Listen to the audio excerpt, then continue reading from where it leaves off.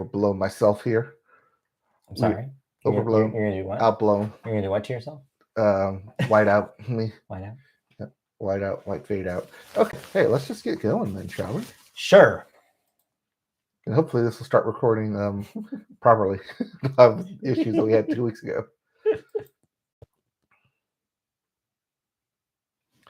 And welcome back to another episode of the Media Boat Podcast, your weekly news episodes and segments on movies, TV, music, and video games, not necessarily in that order. My name is Mike. His name is Matt. My name is Matt. His name is Mike. We're both happy to be back in person, fully recovered, ready to go, ready to podcast for you. As he mentioned, this is the Media Boat Podcast. Today is May the 27th. Can you believe it? 2023. We are entering summer. It is Memorial Day weekend here in the U.S. Get your grills a-flamin' and get ready to grill some delicious meats and or vegetables. And make sure you should have already picked up your meats and or vegetables, because otherwise I'll go to a store this week. Slim pickings. Don't do it. Don't do it. Don't even bother going to the grocery store. Don't go into the meat section. You're gonna don't go chasing waterfalls. Yeah. Just don't take any wooden nickels. You know the drill. So yeah, thanks for joining us. Yes, and don't you forget about me. Don't you? So yeah, thanks for joining us for another in-person finally show. We had some health issues that we got through, but we're out on the other side of it. We're good. We're better. We're ready to run. We had health issues, but we still had episodes put out. So yeah. Hey, keep it rolling. The streak continues. The Media Boat Podcast never stops, even if we should. Never stops. All right, so let's just get rolling right into it. Yeah, this is episode 385. Yes. This is our last episode of May. Then we get to summer. Yeah. Podcast like it's 385. The dog days of summer. Mm-hmm. Yep. So we'll begin, as we always do, with the music section. Yes. We start the music with the Billboard. We start the Billboard with the Hot 100. And once again, your hottest song of the week is Last Night by Morgan Wallen. Sorry, I had to barf into a bucket for a second. At number 2, All My Life. Been searching for something. Different song. Okay, All My Life by Lil Durk. No, we'll talk about Foo Fighters featuring J. Cole. Yes, Foo Fighters next week. You're getting good reviews on that. Yeah, I read a really positive review. It was like, all right, Dave, all right, I'm down. At number 3, Flowers by Miley Cyrus. Still there. At 4, Kill Bill by SZA. Still there. And rounding out your top 5, Ella Baya Sola by Eslabon Armando Cross Peso Pluma. Glad that you read these. I'd have butchered that. Yeah, so pretty much the same, just a little bit of a scramble around All My Life from last week. Yep. As for your album chart, your Billboard 200. At number 1, One Thing at a Time by Morgan Wallen. At number 2, Midnights by Taylor Swift. Still getting that tour bump. At 3, The Album by Jonas Brothers. You know, that one. Yes. At 4, Richest Op by Young Boy, Never Broke Again. Never. Or as it goes on tour, Young Boy. And rounding out your top 5, SOS by SZA. Still there.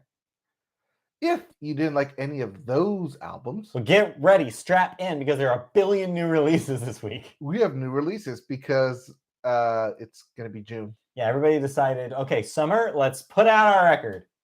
And they decide summer begins in June. Yeah, so, we decided that. Unlike the movie season where summer begins in May. Yeah, unofficial. Yes. We have new releases, starting with Life Is But a Dream. Well,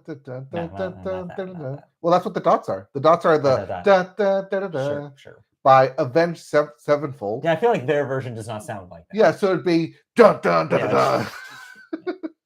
All right. We also have Bunny by Beach Fossils. It's been a while since I've heard that name. Bunny? No, Beach Fossils. Like mostly a early 2010s kind of band. There's also What Matters Most by Ben Folds. Yeah, that Ben Folds. Lucky for You by Bully. It is. I'm excited for a new Bully record, so it is lucky for me.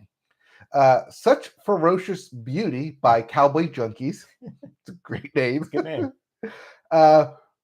But here we are. Yeah. by the Foo Fighters. As you mentioned, getting some early good buzz. And so, yeah, excited to hear what that whole thing sounds like. Singles have been good. Yeah, we'll definitely be checking that out next week. We'll have our full thoughts on it next week. Time. In Between Dub by Jack Johnson. Yes, that Jack Johnson. And, the banana pancakes guy. Yep. Colleges all around the world are now throwing their hacky sacks in the air. Yeah, that guy with his acoustic that brings out the acoustic guitar at parties is jazzed about this. Yes.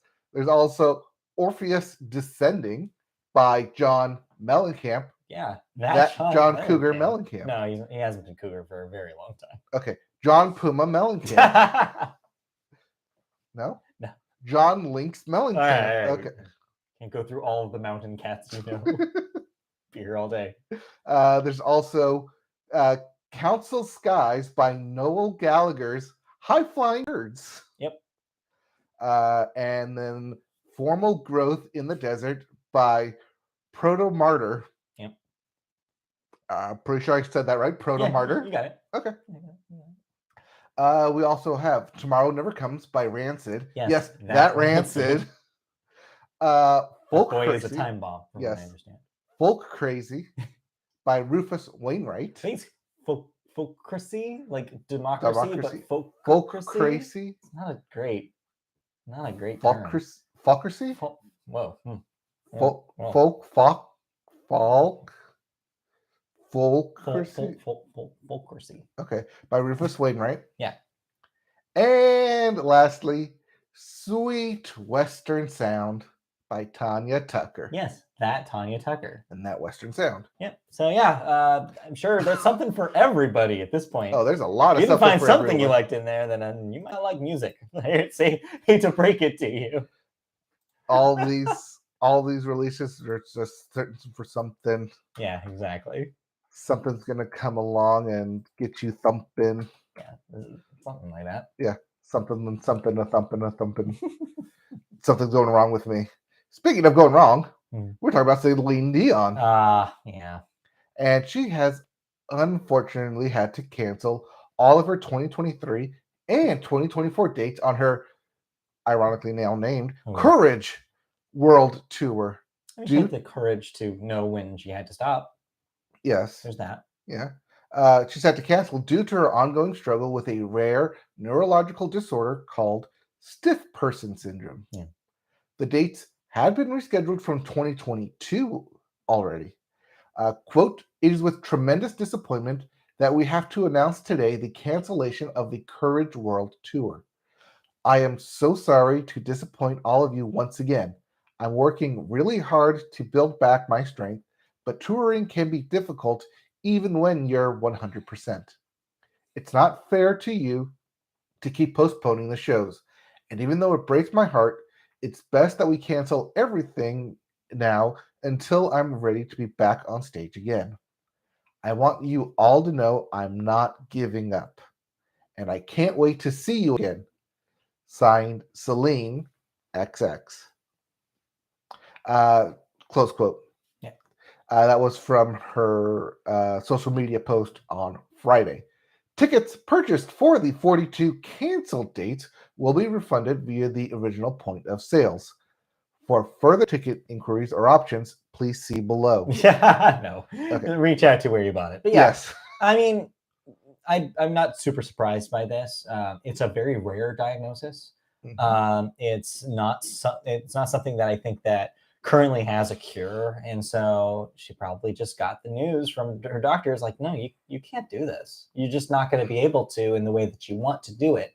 And so she just faced the realization that, well, there's no way that this tour can happen anymore. So I'm kind of curious if this is more of a tour issue or more of a singing issue, because if we remember, she had the residency at Caesars in Vegas for the longest time, and she probably could still go back and do that. Well, I think that, no, I don't think so, because I think what's the thing that changed is that the diagnosis happened. I think that it's a relatively recent diagnosis, and they didn't necessarily understand what it was going to mean for her. Now they do. Because that's how I'm reading this. And so I think that she's just probably just not going to perform for a while. Well, because I'm reading it as she can't do the move around every night. I don't think to a different town, different city. I don't think she on a world do it tour at all, though. And so, because it's between a Courage world though. It's And so, because it's between a Courage world Yeah, tour there's a than going on difference, but stage. like I'm So pretty I sure think we that... should bring in our resident doctor and get an official diagnosis. Okay. It seems very akin to like Alan Jackson. Okay. So like different. Well, he had Shark Marie tooth. Charcot-Marie, but that's like a neurodegenerative thing, and he thought he could finish his tour, and we were very lucky to see him when he did. But you could tell he wasn't moving well. He was in a lot of pain. He sounded great, and I'm like, that's probably his last tour. concert. Yeah, and I think it's similar for her, where all of a sudden she's realizing, like, because Matt's right, there's no cure. Yeah.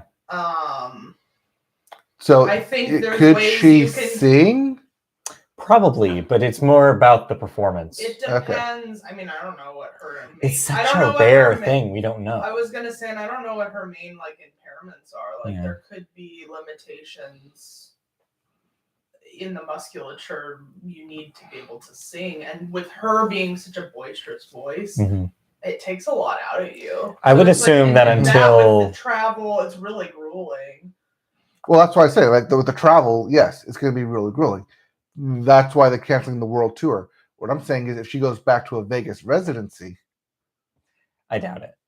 Is what I'm saying. It sounds like she's taking a break until she feels confident that she can do it the way that she wants to. Okay. And I mean, there could be a point when she realizes that's not feasible. It's in the realm of possibility. I think we just don't know a whole lot right now, and it's best just to assume that she should take a break from everything for a while. All right. So next time we will see Celine Dion will probably be out on a Grammy stage doing a single performance. Maybe, and that's probably years. Yeah. I wouldn't guess that that's happening anytime soon.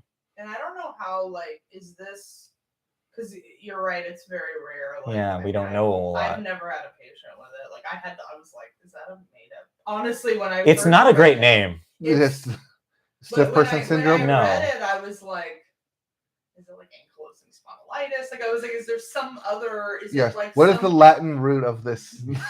This syndrome? The name is interesting, but it's very rare, and so yeah, it's like we don't really know what it's doing. I think the doctors are learning it alongside Celine and the rest of us. I think they're figuring it out. And if this brings more awareness to the syndrome, oh, it will certainly. Yeah. But yeah, I don't know. I think it's just regardless of what they told her to do, I think it's probably best that she just doesn't perform at all for a while until they figure it out. As sad as that is. Yeah, as disappointing as that is. I think that. So to answer the question, I don't think that residency happens either. Oh, sorry. Is this just based on you wanted to see Celine and now you're sad that you can't? Is this where this is coming her from? Heart will go on. Yes, exactly. All right. Well, you said it to me because I was going to. Of course, we had to. Yes. But yeah, I think she'll just have to, I think it's new to her too. Oh yeah, yeah, new to everybody. I mean, she canceled through this year and next year. Right. So not anytime soon. No, this is going to change. That's what I'm saying. Like by the time she does, if she does, come back like late 24, 25. Maybe we'll maybe see. 26. Oh god, that's 3 years away. Yeah, we'll see. Yeah, who knows? But yeah, done touring. So yeah, obviously, we hope that they figure stuff out, and I hope she's feeling better soon, and that she's able to get that tour that she wants to do someday, and get treatment to help with the syndrome. And we learn more about it, hopefully, and be able to kind of nail down exactly what to expect. Exactly. All right, cool. Let's move on to something completely different. Yeah, speaking of things being removed and not being removed, in response to public and political pressure. Because that's what it is. Sure. The Ford Motor Company has announced that it will keep installing ham radios. No, AM radios. Oh, sorry, drop the H. AM radios in new vehicles after all. Previously, the manufacturer had been on records as saying there was no compelling need to maintain the AM band in any of its forthcoming models. A stance that other car makers had taken with electric cars, but not extended as a policy to all vehicles. That had made Ford particularly a target and growing controversy over the increasing move to eliminate AM and new congressional legislation designated to make it mandatory in all new models. Jim Farley, Ford's CEO, announced the reversal in a social media statement stating, quote, after speaking with policy leaders about the importance of AM broadcast radio as a part of the emergency alert system, we've decided to include it on all 2024 vehicles. Is this your Ford CEO voice? Yes. Okay. Yes, this is my I make $60 billion. Ooh, I'm better than I'm better than AM any of you radio. guys. I'm better than AM radio, yes. For any owners of Ford EVs without AM broadcast capability, we'll offer a software update.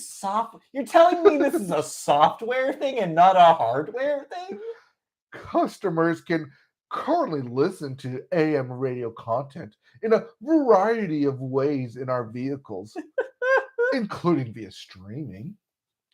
And we'll continue to innovate and deliver even better in-vehicle entertainment and emergency notification options in the future. Thanks to our product development and manufacturing teams for their quick response to make this change for our customers. All right, so Close quote. I have not been following this story very closely. All I know is that at Although this goes like on the heels of like the Apple CarPlay and how they were going to take out all these features because one, hey, everyone has a phone. Phones have Bluetooth. People are streaming stuff. Do we really need AM, FM in these cars if everyone's just going to be using their phones? It's weird. It is a very weird thing to me on paper because like my first immediate reaction is like sports, people. Yes. Sports. Talk shows, radio, NPR. Like, AM is far from being dead. Well, we actually are lucky to have an FM NPR here in the LA area. But yeah, it just makes you wonder. It's like, what the hell? Like, people rely on AM for a handful of things. It just seems, and where do they listen to it? Only in their cars. Nobody is listening to AM radio in anything but their car. Yes, you can stream AM broadcast, but why would you? Oh, see, I'm thinking about it from a post-apocalyptic standpoint, where if you're going to try and reach people, you're not going to try and reach them through satellites and streaming. You're going to reach them through AM radio. I've seen so many post-apocalyptic movies where they broadcast a signal wide-ranging on AM, and that's how they get their message across. Okay, does AM radio's quality suck? Yes. Absolutely yes. Is it a pain for quality? No. Is it pain in California where you're constantly going underneath bridges on the freeway? Absolutely. Is it meant for big city? No. But it's meant for rural. But the fact meant for everywhere else. But the fact is that where it stands right now, there are still things that you need and only can get on AM radio. Mm-hmm. So as long as that's the case, it just seems weird to try to excise it when it doesn't save anybody anything. Like, it doesn't save them money. If it's clearly, if it's not a hardware thing, it's a software thing. It doesn't save them much to not implement it. It's like, what are we talking? Why get rid of it? Like, unless there's something about the story that I don't know about, like, I feel like I'm missing something. I feel like I'm missing the reason why they would want to eliminate. Is it really money? I don't think it is. When is it not about the money? Follow the money. Come on. It's just weird. It just seems weird to me. I want to be able to listen to the baseball game on my own. Also, it's weird that like this is like symbol for money and not like starting a fire. Starting a fire with money. Yes. Yeah, that's what it is. So yeah, I included it, one, because it was a slow music week beyond some of the deaths we'll talk about later. And two, because it's just like baffling to me. Just baffling. Like, just leave it alone. Leave your AM radio alone. It's fine. It's not hurting anybody. Maybe well, it's like when they took out the aux cords. Yeah. That used to be in cars in like the late 2000s. And then they replaced it with just Bluetooth. Yeah. That was a progression. I have a 2016 car. Taking on AM radio is a regression. Yeah, I have a 2016 car. It doesn't have Bluetooth, but it does have aux and USB. And so, like, I feel like it's like probably the last year of cars before that changed. And I'm like, kind of sucks. Like, Bluetooth is not a great technology. It's a pain to pair things to a phone. It's a big suck of battery. There's a lot of reasons why it's not the best solution. So I guess It's also not the best resolution either. You get a lot of degradation through Bluetooth. And yes, I realize that to maybe our younger audience, if they exist, we probably sound super old talking about AM radio, why it needs to exist. But this, I feel safe saying, like, it's not hurting anyone, so let's just might as well keep it. This is very close to Old Man Yells at Cloud. Yeah. All right. But hey, we're not old. We're young. Also, R.I.P. Radio Disney. Yes. But yeah, we're young. You know, we still listen to the hit new music. Yeah, we're hip. We're on top of things. Yes. We are up to date with Taylor Swift's dating life. We do not have time to open that can of worms. I have been holding my tongue the last couple of weeks. I could go off. You want to know? You want to open this? Oh no! See, we have to talk about the not quite appropriately named weekend version, the Til Dawn Edition. All right. So here's the thing. I will be brief. I won't go do my full take on this. Would you like your soapbox? No. Maybe a very small one. Okay. What I will say is, Taylor is a businesswoman. She's a business, man. Well, no, she got the song where she was the man. She was a man to be a man. Taylor is very savvy about her business, and she knows when she needs to put something out in order to change the conversation from being about something she doesn't want the conversation to be about. This is one of those times. The conversation kind of turned on her in the wake of everybody finding out about her very publicly being seen with Maddie Healy of the 1975, following in the wake of her breaking up with Joe Alwyn, her previous boyfriend. So this is obviously a timing thing. She knew she had to do something, so she was like, "Oh well, I had this in the tank. I wasn't sure when I was going to release this remix of Karma. I'll do it now." And so with that, she's also put out a couple of other tracks, including a version of Snow on the Beach with a different record of Lana Del Rey, where she actually gets her own verse. Yes, a new single verse of Lana Del Rey. And then also a new track, an exclusive track to the CD version, and et cetera, et cetera. So another version of Midnights came out this week. But yeah, I firmly believe this is to deflect where the fans were going with the conversation about her and Maddie Healy. Don't forget that there's also a very limited time CD release. Yes, that's what I was referring to with the special track. Yes, that's not the Til Dawn edition. Yeah.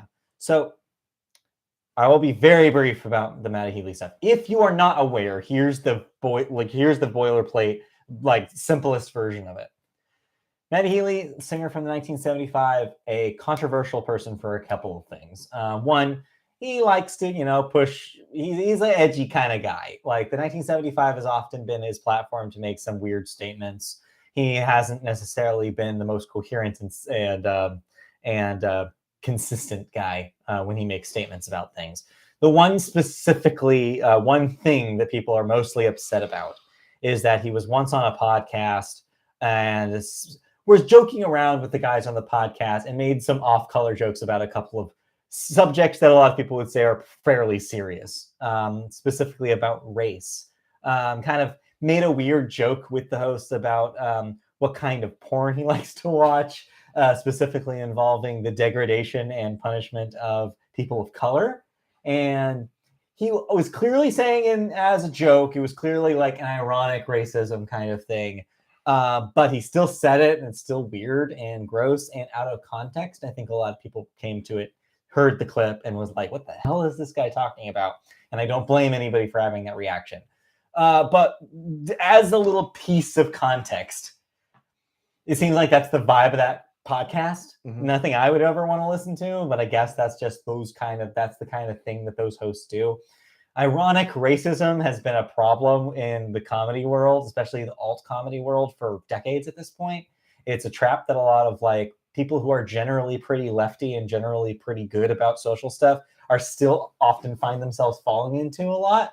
And Maddie Healy is a guy who's just already kind of, taunts that controversy and walks that line. And so he just fell into that pitfall here. I don't necessarily think he's scot-free because of that. I still think that he should probably apologize, and he should probably be a little bit more upfront. But he just strikes me as the kind of guy who's not going to back down about that kind of thing and is just going to assume that everybody else is in on the joke like him. It's the way he's been about the 1975 stuff. So why stop now?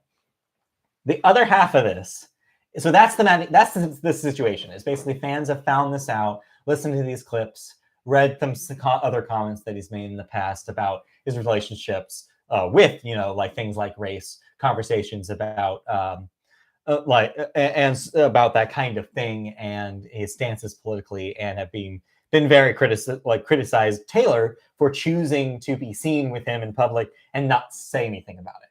Basically saying like, oh, well, the people you associate have a lot to say about your character, and are basically writing off Taylor as a role model in the same way as she was previously viewed.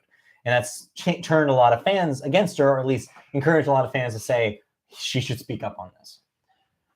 So that's the baseline here. The additional layer here is that Taylor herself has made a very clear statement in, say, Dear Reader, a bonus track on Midnight itself, saying that you shouldn't look up to her as this perfect paragon. Like, don't ask for what's the line? It's like, don't ask advice for someone who's falling apart. It's just like, I thought it was like, don't meet your heroes. Yeah, exactly. She makes it very clear that she doesn't want to be this perfect role model. Mm-hmm. She never intended on this. So, but she's very savvy about this thing. She knows the fans know. She's clearly the thing that the fans always bring up is, if Taylor wanted to hide, she would. We saw it in the Reputation era. Yeah. If she wanted to be ported from place to place in a luggage, she would do it because she's done it before. So she's choosing to let fans and the world see her with Maddie Healy. So that must not be, if she must not be ashamed. It seems like it's fairly on the record that she's, if she had a problem with it, she would say something. So that's the vibe right now. And so she's clearly doing this as a business move to change the conversation to be less about that relationship and more about hey, I'm still on tour. I'm still putting out stuff. You're still getting new music from me. Let's maybe push that off to the side, because Maddie is never going to, he never strikes me as somebody who's going to get out there and be like, I'm sorry I said these things. Mm-hmm. So that's basically what's going on. And then you have all the fans trying to tell her all this and control her own narrative. Yeah. It's my read about it is that I don't think she should necessarily be 100% responsible for what somebody in her life has done or said. Yes, it is true that the people you choose to, to deal with, and it does matter to a certain extent. It should be read as, oh, well, if she thinks this guy is okay, then maybe that's a little worrying. But also, the context is larger than that. And I think a lot of fans are reading a very surface level version of this without necessarily considering the context in which these statements were said. That's why I gave the context here on the podcast, just in case people didn't know.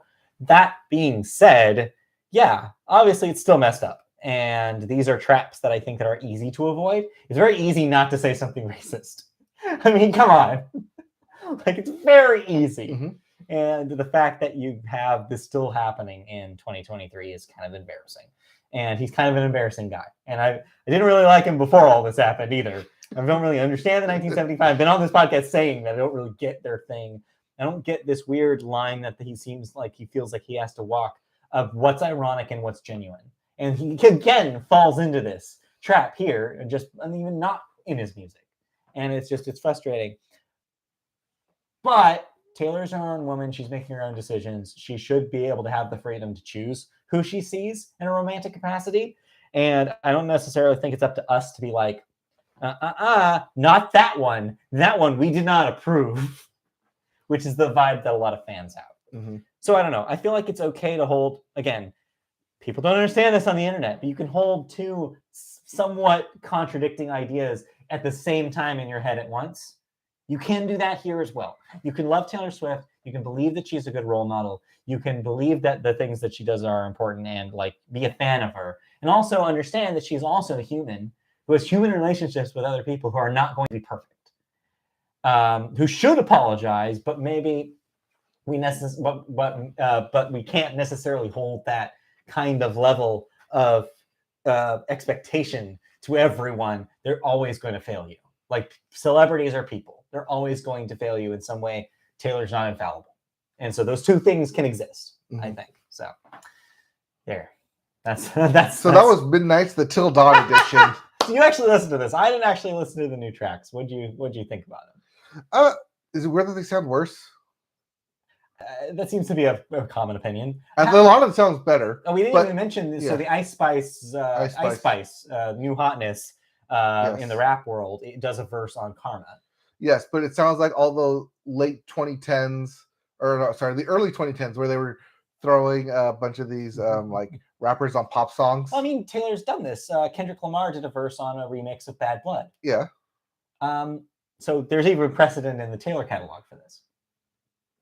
Yeah, I mean, that was around the same time, though. Yeah, early 2010. I'm not saying you're wrong. I'm just saying that there's context for Taylor doing this as well. So yeah, it's even more correct. But I listened to the verse. I don't get why everybody's so against it. I thought it was fine. Like, I think Ice Spice sounds good. I like the beat behind it. Like, people are saying, like, I don't know why they changed the beat when your verse comes in. Like, they could have just left the original Karma beat. Like, no, it sounds better this way. They made the right choice, I think, for Ice Spice's vibe. I don't get why people are so against it. I mean, it's out there. It's a thing. I think it sounded good. It's fine. I think what people are trying to like do is that doesn't improve upon the original. No, but it's a remix. But it doesn't need to improve upon the original. It's supposed to be something separate. It's supposed to be a thing that, like, not. Yeah, I don't know. I think, just like, this relationship stuff, I think a lot of Taylor Swift fans are learning things for the first time. Like, no, this is just what a remix is, people. Sorry, you're 20. You haven't been through this before. I saw someone did a remix of what was it? Anti-Hero. A ska remix of it. That was going around. That was great. It's pretty good. But that's a rendition. Was it Scottoon Network? I don't know. Sorry. Scottoon Network is a prominent social media artist. They do ska covers of popular songs. Actually, I just saw them do a ska cover of 1,000 Miles, Vincent Carlton, this morning on TikTok. It was great. Might have been. It probably was. But yeah, there's like check out Scottoon difference Network between a rendition and a remix. Sure, but yeah. But I mean, how's the Lana verse on Snow on Beach? I think it works. I think the verse actually works within the context. It does make it just a little touch longer. I love how she promoted this too. The new cover of the Till Dawn Edition says Snow on the Beach, parentheses, more Lana Del Rey. I was telling Christy, it reminds me of like laundry detergent with more OxyClean or something like that. It seems so like weirdly businessy, but Taylor for you. I mean, because doesn't the first one or the original one already say featuring Lana Del Rey? So, I mean, could you just add with Lana Del Rey? Would that be more accurate? More Lana. Because she's no longer a feature; she's just with it. Now with more Lana Del Rey. Yeah. I don't know. I thought it was funny. All right. But nothing else stuck out to you? No, like I said, it was only 3 songs. How do you like that now? Hits Different is now on streaming. Did you like Hits Different? I like that song.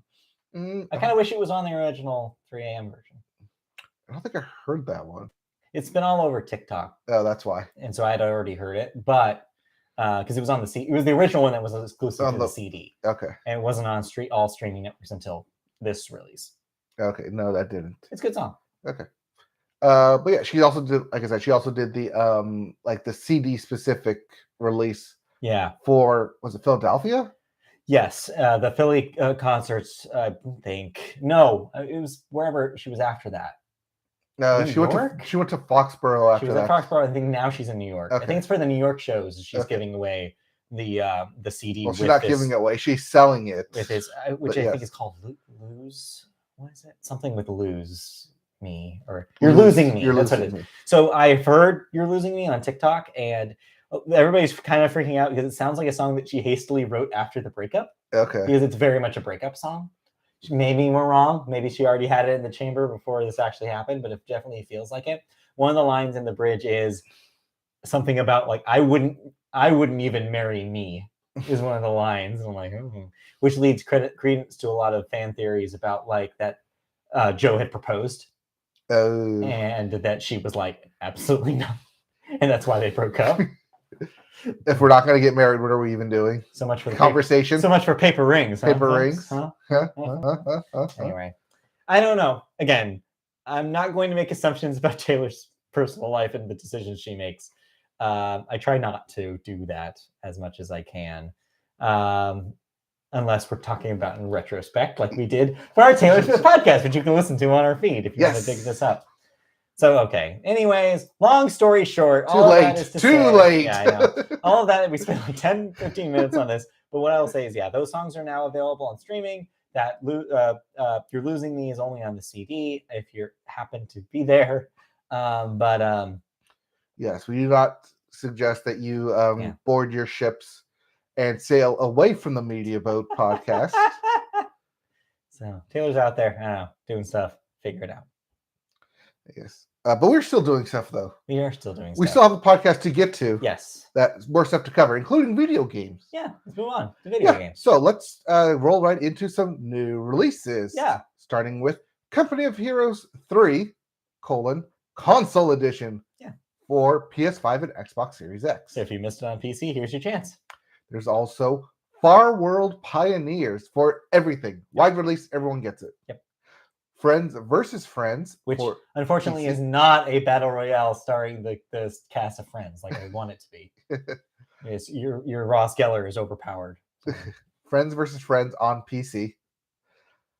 System Shock 2023 remake for the PC. You ever play System Shock? No, I went right into BioShock. That is actually accurate. That is predecessor to the BioShock. Yes, this is the 2023 remake of the predecessor. System Shock's all right. It's a fun game. There's also Etrian Odyssey Origins Collection for the Switch and PC. Yep, a collection of, I believe, the first 4 Etrian Odyssey games, which were originally DS games. All right. Killer Frequency for everything. Wide release. Also wide release. Super Mega Baseball 4. So this is the first Super Mega Baseball after the developers purchased by EA. Doesn't seem to have changed anything, though. And the coolest part about this year's Super Mega Baseball, they brought back some Major League Baseball legends, some former players that you can play as, including Bartolo Colon. Ooh, okay. And Big Papi. Big Papi. So a lot of good names in there that you can sift through and play as, alongside all the ones that you love from the all the fake baseball players you love from the franchise. And yes, you can still throw balls at people's balls, and they still keel over. It's great. It's wonderful. It's the best part of that game. I mean, we love it, but there's also We Love Katamari Royal Revere for everything. Royal Reverie. Revere. Paul Revere. Revere. So this is the second Katamari game, and so this is another remake of that game, We Love Katamari. This is a great, if you like the original, this is an even better. It's got one of the best games in or best levels in the Katamari franchise, where you're on a racetrack.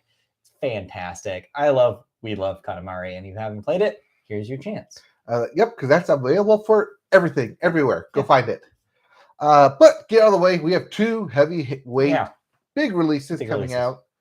The first one, Street Fighter 6 for everything but the Switch and the Xbox One. Yep. This is a new gen release. Yes. Street Fighter 6 got the big promos everywhere this week. I have never played a Street Fighter game. That is a fact about me. Mm-hmm. I might check this out. It seems like this is the time to get in when everybody else is fresh as well. And also really compelled by the fact that you can actually create a fighter and have a story mode about your created fighter. Yes, going around fighting in the streets. Yeah, I'm very interested in this. I might return one of the games I have out right now just to check this out, because I haven't gotten into a Street Fighter ever before. If you don't want Street Fighter, there's also the wide Blizzard release of Diablo IV. I have not actually. We got a chat here about Street Fighter. Yeah, no, I haven't seen the movie either, and I probably should because I've heard some things about that movie. That the 1996 version with is it 96 seems late for that. It was like 92 then? Is it 94? earlier? Early 90s, I think I Yeah. will say. 94, 95? But yeah, I've heard good things about that thing. I've With never Raul seen it. Julia?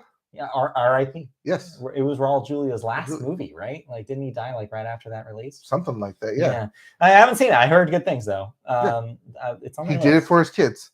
Yeah, that's the rest of that cast did, I'm sure. Yep. Maybe that's what I'll do. I'll play some 6 and I'll watch Street Fighter and talk about it. But yeah, Street Fighter 6 and Diablo IV are your big releases. IV. Yeah, I want to try Diablo 4 again. I've never played a Diablo game. No, that's not true. I played like 10 minutes of Diablo 3 at the GameStop Expo 2014. Because it was on the PS3. When it was out on PS3, yeah. Yep. But yeah, no, I've never actually sat down with the Diablo game. I think I'd love it. So I might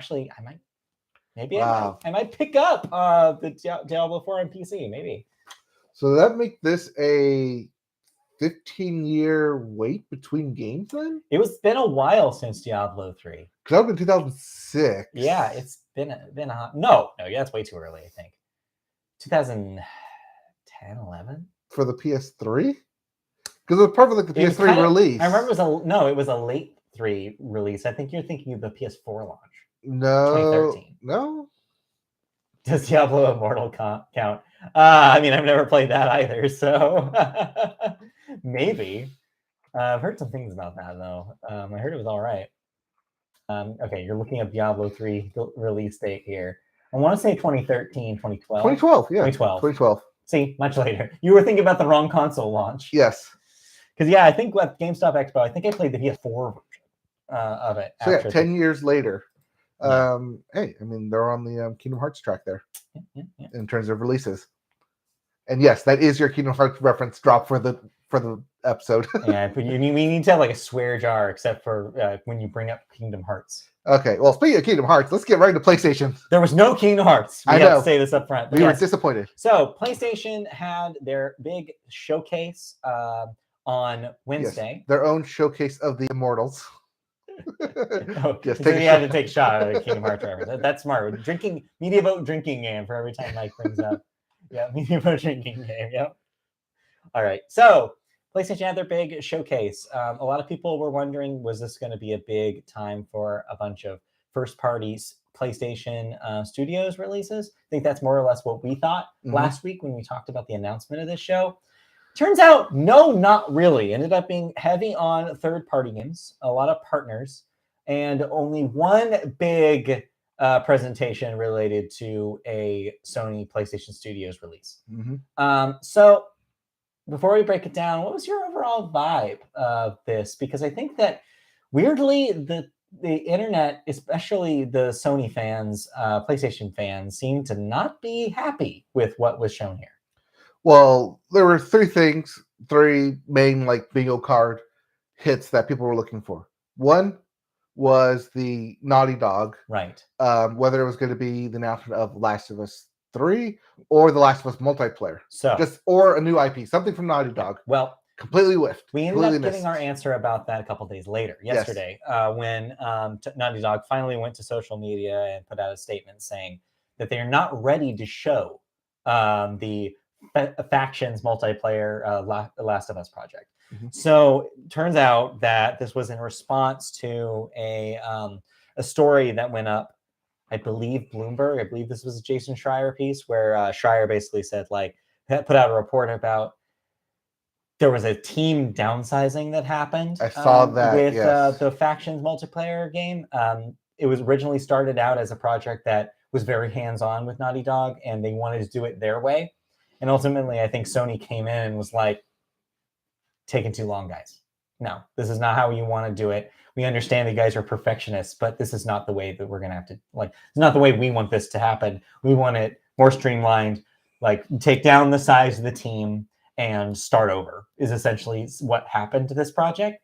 In their statement, Naughty Dog more or less confirmed this without specifically saying those words. They confirmed that it is a smaller team working on this project now. So yeah, I would not be surprised if the thing that Naughty Dog wanted this to be just wasn't coming together fast enough. And Sony was like, no, get this out. We need games as a service games to start coming out here. And sure enough, we got a lot of those games here at this showcase. Yep. Anyways, back to your bingo card. After my bingo card, the second big one that was on everyone's, that was all but confirmed. We just waiting for it to show. Was the showcase for Spider-Man 2. And we got that. We didn't get a release date. No, we got fall. Yes. We got fall of this year. We also almost got faked out by the trailer as it started with a jungle theme, and everyone thought, well, this isn't Spider-Man. He's in the city. I honestly had no idea what was happening. I was like, what is this game? It's not Far Cry because it's PlayStation Studios. I was like legitimately racking my brain. My mind went to Predator. Okay, sure. Because it was like trying to hunt something Predator in the jungle, like a Predator vibe. I'm not a comic book guy, so I did not know who this character was. Oh, Kraven the Hunter. I don't know who this is. Sergey? Nothing. Oh, okay. Yeah. He's basically Bear Grylls on steroids. He's a hunter and a survivor. And he's also a survivor. He's going to make it. Russian, I believe. Okay. I want to say he is also Scorpion's brother. I believe it. He's another like villain's like brother. I don't know if it's Scorpion or Rhino, but that might be crossing my brains there. But yeah, we actually got a showcase for Spider-Man 2. Yeah. We got the official trailer, and then it hit the hour mark, and then the trailer kept going. Yeah. And then it went into gameplay, and we actually saw some gameplay of this. So real quick, it seems like what we learned about it is that this the Peter Parker Spider-Man from the first game now has the Venom symbiote powers. Yes. So he's completely in symbiote mode. Think Spider-Man 3 minus the emo dancing. And yeah, it seems. Yeah, the first thing I said when I told this to Christy, she asked if the dance was in there. I'm like, maybe. It wasn't in the trailer. No. So yeah, and it seems like as previously reported, it's going to be a game where you're switching between Peter Parker and Miles Morales. Mm-hmm. They're helping each other in the story here, and they have slightly different gameplay depending on who you're playing. With the symbiote stuff giving a real big difference between the gameplay styles. And they also have different mechanics, which makes me very cautiously optimistic about how they're going to get players to rapidly switch between one Spider-Man to the others, especially when even going from different video games. I myself have a quick 2-minute reset of what am I doing? What's jump? Is this jump? Is this? It seems like it's similar enough where you wouldn't get too caught off guard. You just have to remember who has which combos, maybe. Yes. Yeah, that's funny. I did not count the puddles myself, but yeah, I'm sure we'll hear a lot of very angry people yell about puddles when the actual game comes out. Yes. Were you privy to the puddles discussion from the first game? Wasn't there lack of reflection in them? Yeah, people were mad that they didn't look as good as they did in the early trailers of that first game. And gotta love video game fans, right? They're almost as bad as Taylor Swift fans. Yeah, they just pick on everything. So, you know what? Now that I think, I'm not sure who's worse, the Swifties or the PlayStation fanboys. The Xbox fanboys. Ooh, wow! Shots fired. I'm sorry. Have you been to an Xbox convention? No. Is that a thing? Does that exist? Yes.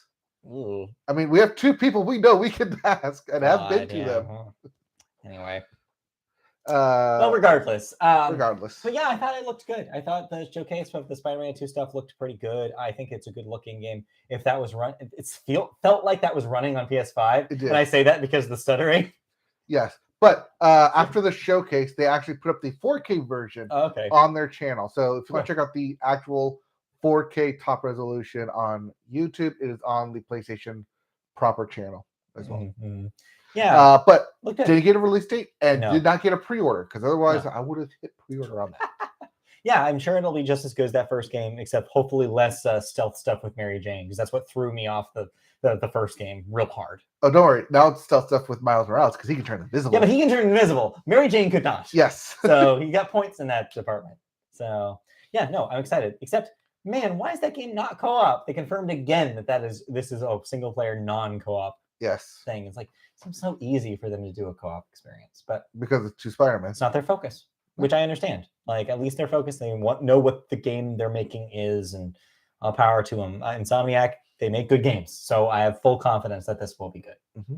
All right. What else did they show us? Lastly, on the bingo card, was a rumor that came out the week prior of a Metal Gear Solid remake, and that turned out to be true. So Metal Gear Solid 3 specifically, yes, remake. Yes, Metal Gear Solid 3 remake with Snake Eater. Yes, with a collection of the first 3 games, 2 games. So turns out 5. 5. Yes, I'll explain. So yeah, those ends up being 2 separate products. There is a Metal Gear Solid 3 remake called Metal Gear Solid Master Collection. Well, hold on. You're getting ahead of yourself. Okay. The collection is different. I'm talking about the remake. The remake of Metal Gear Solid Snake Eater is a separate individual product. Yes. And that seems like a complete remake in kind of the vibe of what Capcom's been doing with the Resident Evil series. Like up-res, like completely remade assets, like made for next gen. That is with the title. I don't know if it's supposed to be read as triangle. I'm not really sure. It's a symbol. Lambda. Is that a lambda? It's a lambda. Okay. Yes. So Metal Gear Solid Lambda : Snake Eater is the title. It's Greek of this letter. thing. Yes. Yeah. It was a triangle. I don't know Greek. It's all Greek to me. And so yeah, that seems to be a separate product. Then also they're putting out, I guess, re-releasing, because these are existing HD remakes that they had already released on previous platforms, just rebundled as the Metal Gear Solid Master Collection. So that's Metal Gear Solid 2 Sons of Liberty, and Metal Gear Solid 3 Snake Eater, the original HD remaster, not this new remake. And additionally, today, they confirmed that the original, what platform was that originally on? Which one? The original, the top-down 2D first 2 Metal Gear games. Those are PlayStation 1 games. No, before that. Oh, not Solid, that? Metal Gear. Oh, Metal Gear before that. So there are NES versions of this, but this is actually... Wait, no. No. No, they're not remaking Acid, unfortunately, for all you PlayStation Portable hits. No. What the hell is that platform that was on? I'm thinking it's not Sega Master System. It's whatever we got as TurboGrafx here. And I don't remember what... I think it's TurboGrafx here? What was it originally called? The MS... I should know this. Anyways. So yeah, before Solid, the original first 2 Metal Gear games from the 80s. Anyways, we don't have time to look this up. Yeah, we do. Anyways. Those games are in the Master Collection. Now... Not the Commodore 64? No. MSX, thank you. MSX. Yeah, MSX. The MSX, which was a Japanese computer that was not released here. Anyways... but the thing that everybody is now asking, the question now is, this says Volume 1. Right. Does that imply a Volume 2 in which we finally get a current gen version of Metal Gear Solid 4, which up to this point has been locked down on the PlayStation 3 with no other way of playing it? Maybe. Maybe we do. So you get 4, 5, and...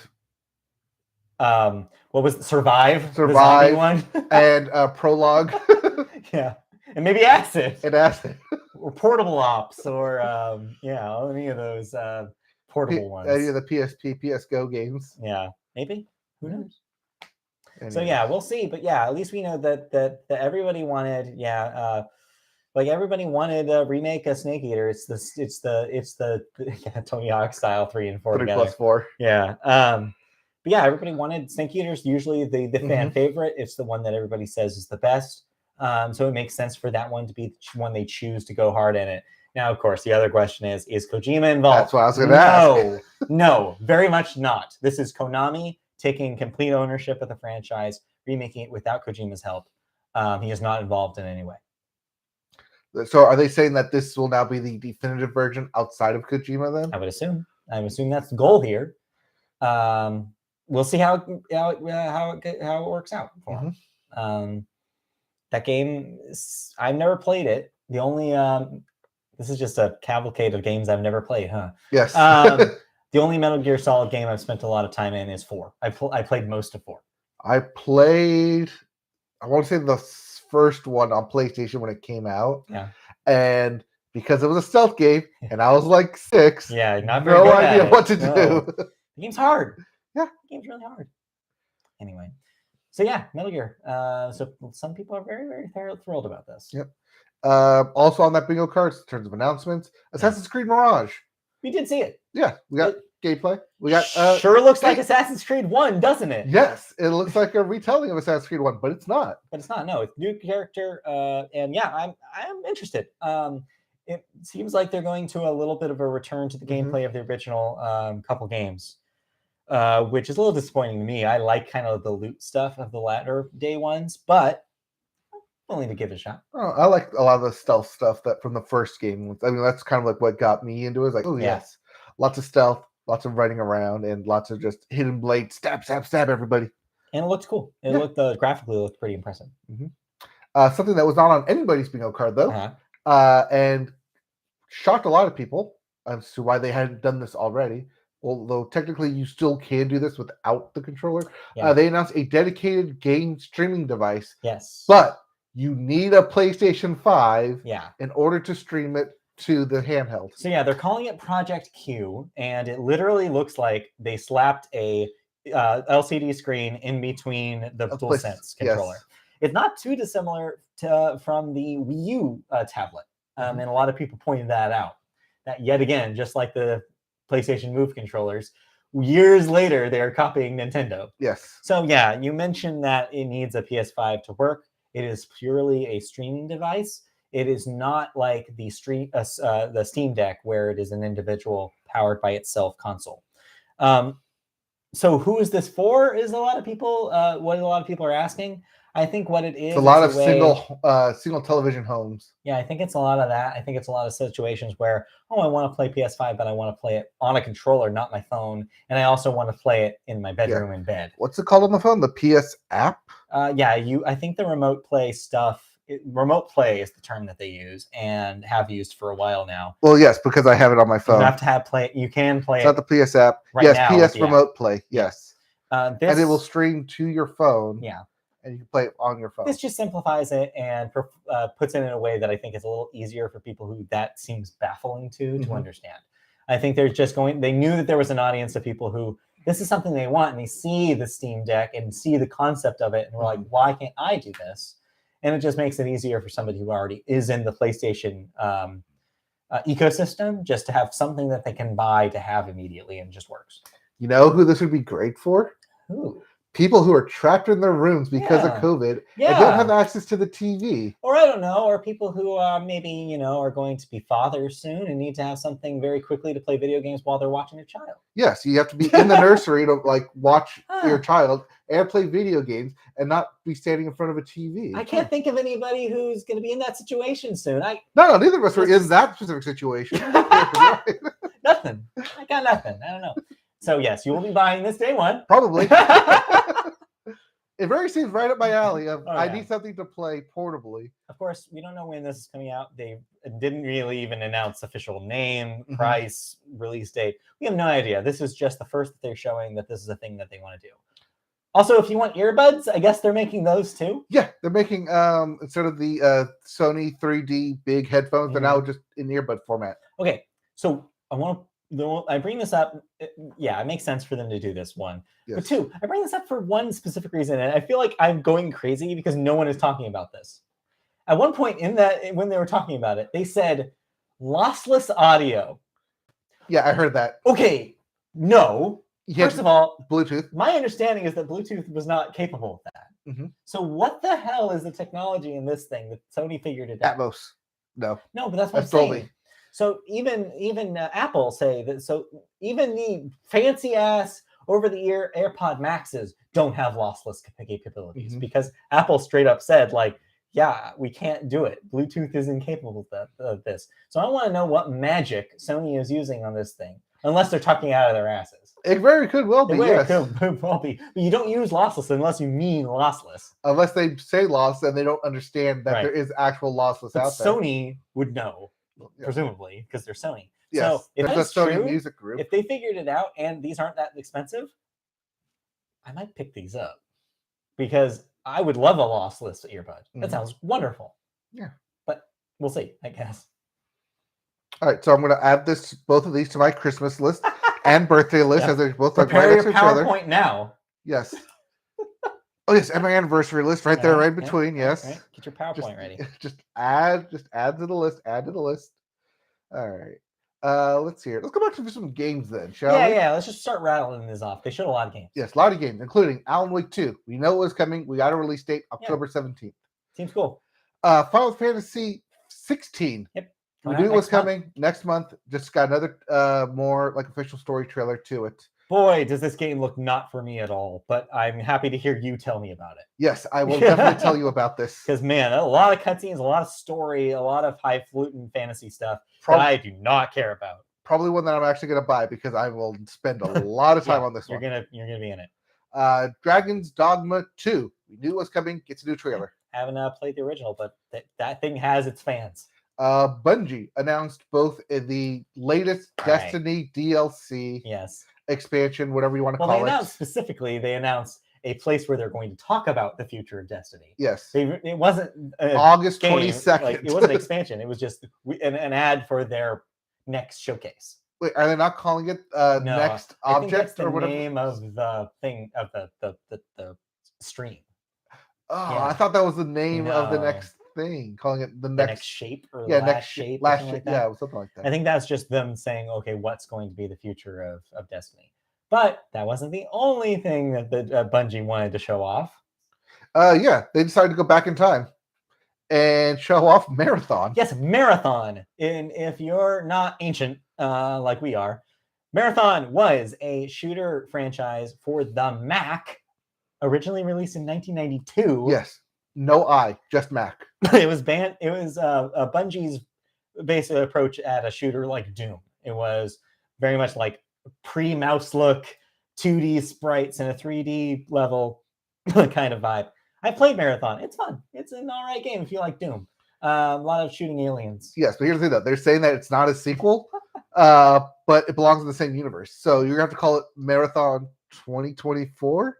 Yeah. Whatever this releases?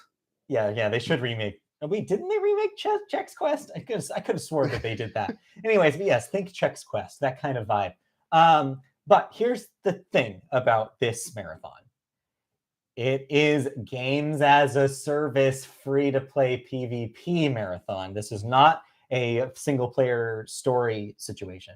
Also, not PlayStation exclusive, even though Bungie is a Sony company now.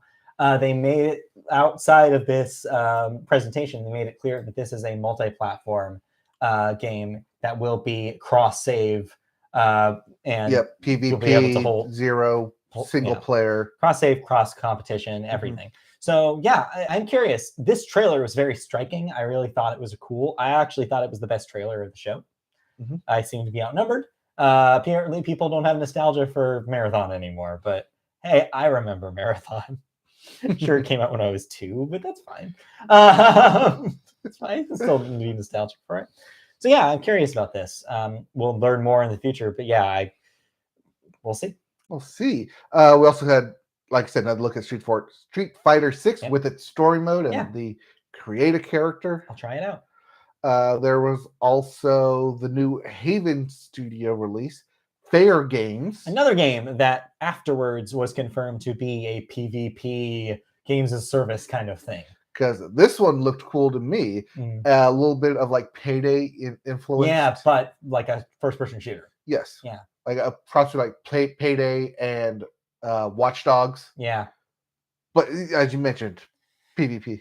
Also, maybe it could be because I'm playing it right now, but I feel a little bit of that Saints Row vibes where it was talking about, oh, these are 20-somethings who are very much trying to like take money from the rich kind of vibe. Very trendy right now. And so, yeah.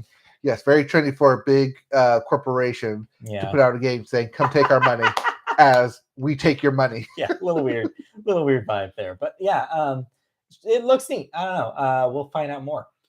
If you didn't play the Talos Principle 1, Talos Principle 2 is coming out. Robots. Yep. We also had the bubble shooter. The best take I saw about this, which is Foam Stars. The best take is I saw a tweet, and I wish I could credit it, but it was a tweet that was, wow, Square Enix really said, but we have Splatoon at home. Yep.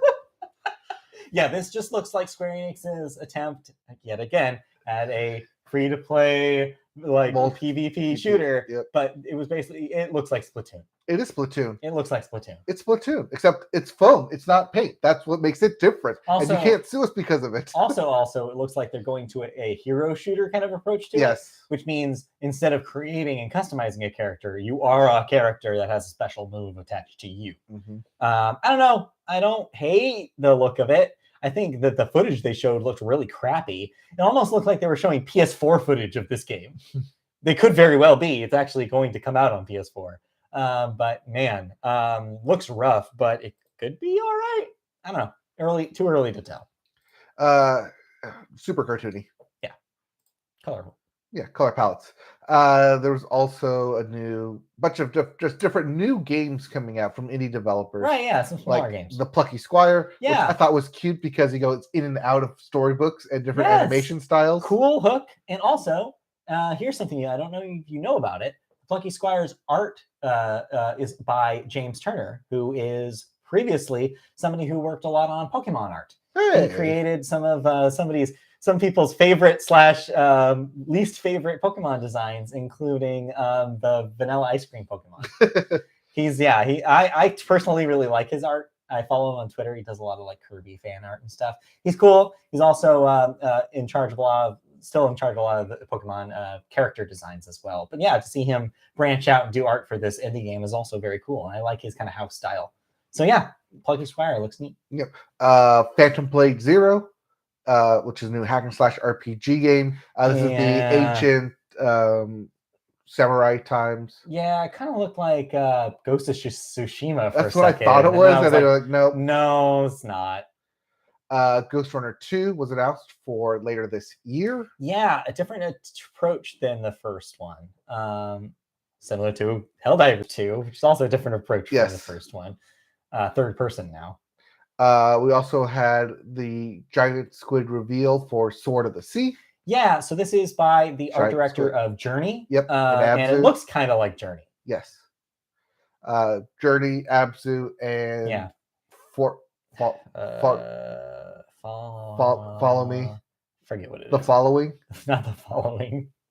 I know what you're talking about, but yeah, the cool skateboarding mechanics with that sword. Yeah, skateboarding swords. It's pretty cool. On the sand, yeah. And then there's a bunch of like VR stuff for PSVR 2. PSVR stuff, not super great showing for PSVR. I feel like they still haven't really put out that killer app for that thing.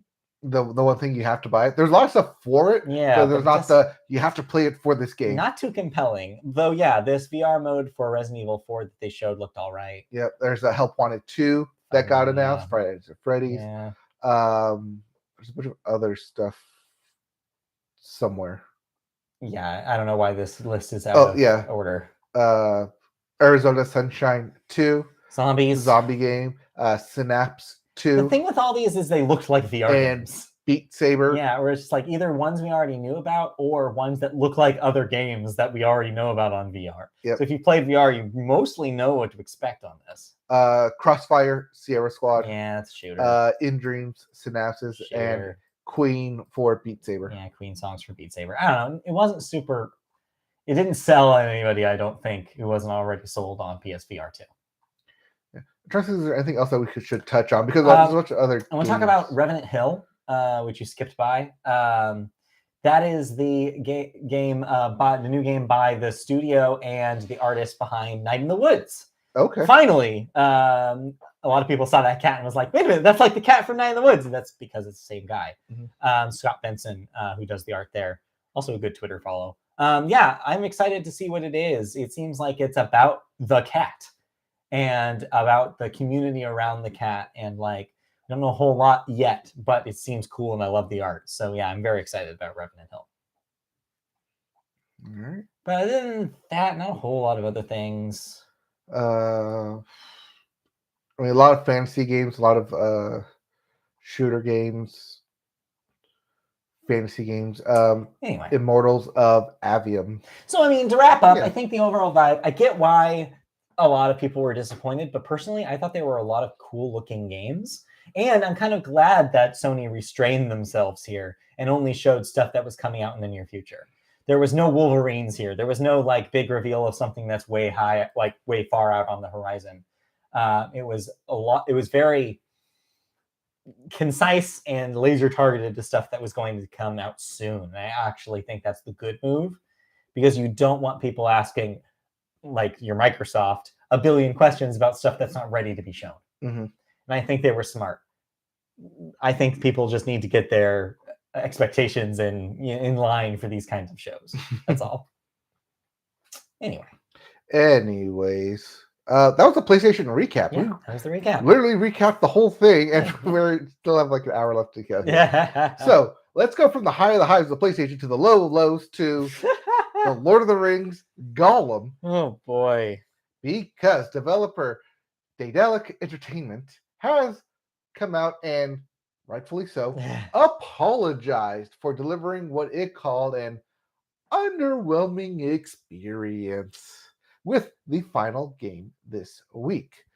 Following several delays, co-publishers Nacon and Daedalic released a game this week for consoles and PCs, and it was met with unanimously negative reviews. Yeah. At the time of publishing, Gollum is the lowest rated game of the year on both major aggregation sites, Metacritic and OpenCritic, with The Guardian labeling it, quote, a derivative, uninteresting, and fundamentally broken stealth action and adventure that fails to capture anything interesting about Tolkien's fiction, closed quote. Yeah. I mean, it looks like a bad game. It looks like a bad game that, on top of being a bad game, has horrendous technical issues that are prohibiting people from even playing the bad game underneath all of it. And so, yeah, it's kind of maybe the worst game of the year is the vibe. And yeah, like it just, not that anybody had extremely high hopes for it. It kind of came out of nowhere. Well, Turns even out when it was we were announced, talking about it last week about how it was kind of being pushed out the door. This is probably why. And when it was announced, people were wondering what this thing was even going to be, Yeah. because this solo adventure involving only Gollum, who doesn't really do anything in the actual like Lord of the Rings franchise. It's a weird pitch that it seems like even the developers never really figured out. And yeah, if sure you're enough. like stealth and mines and Tolkien, but you don't venture outside. You're all indoors in closed also, spaces. It's kind of a weird time to put this out too, considering that the hype of the Amazon show has completely died down. Yes. Nobody is talking about Lord of the Rings right now. There's no other products that are, also saying Lord of the Rings right now that are out. And so it's like, it seems like a weird time to put this thing out. Nobody really is caring about this franchise. I mean, 2 months ago, they announced that they were going to start doing a new Lord of the Rings film for Warner Brothers. But we're not close to seeing what that is. No. So it's like, I don't know. It just seems like weird timing, and it just seems like a pile of junk. Maybe they'll work on it. Maybe they'll try to do some fixes behind the scenes. But ultimately, even if they do fix the technical issues, this seems like it's a hard game to save. It seems like a hard game to sell. That too.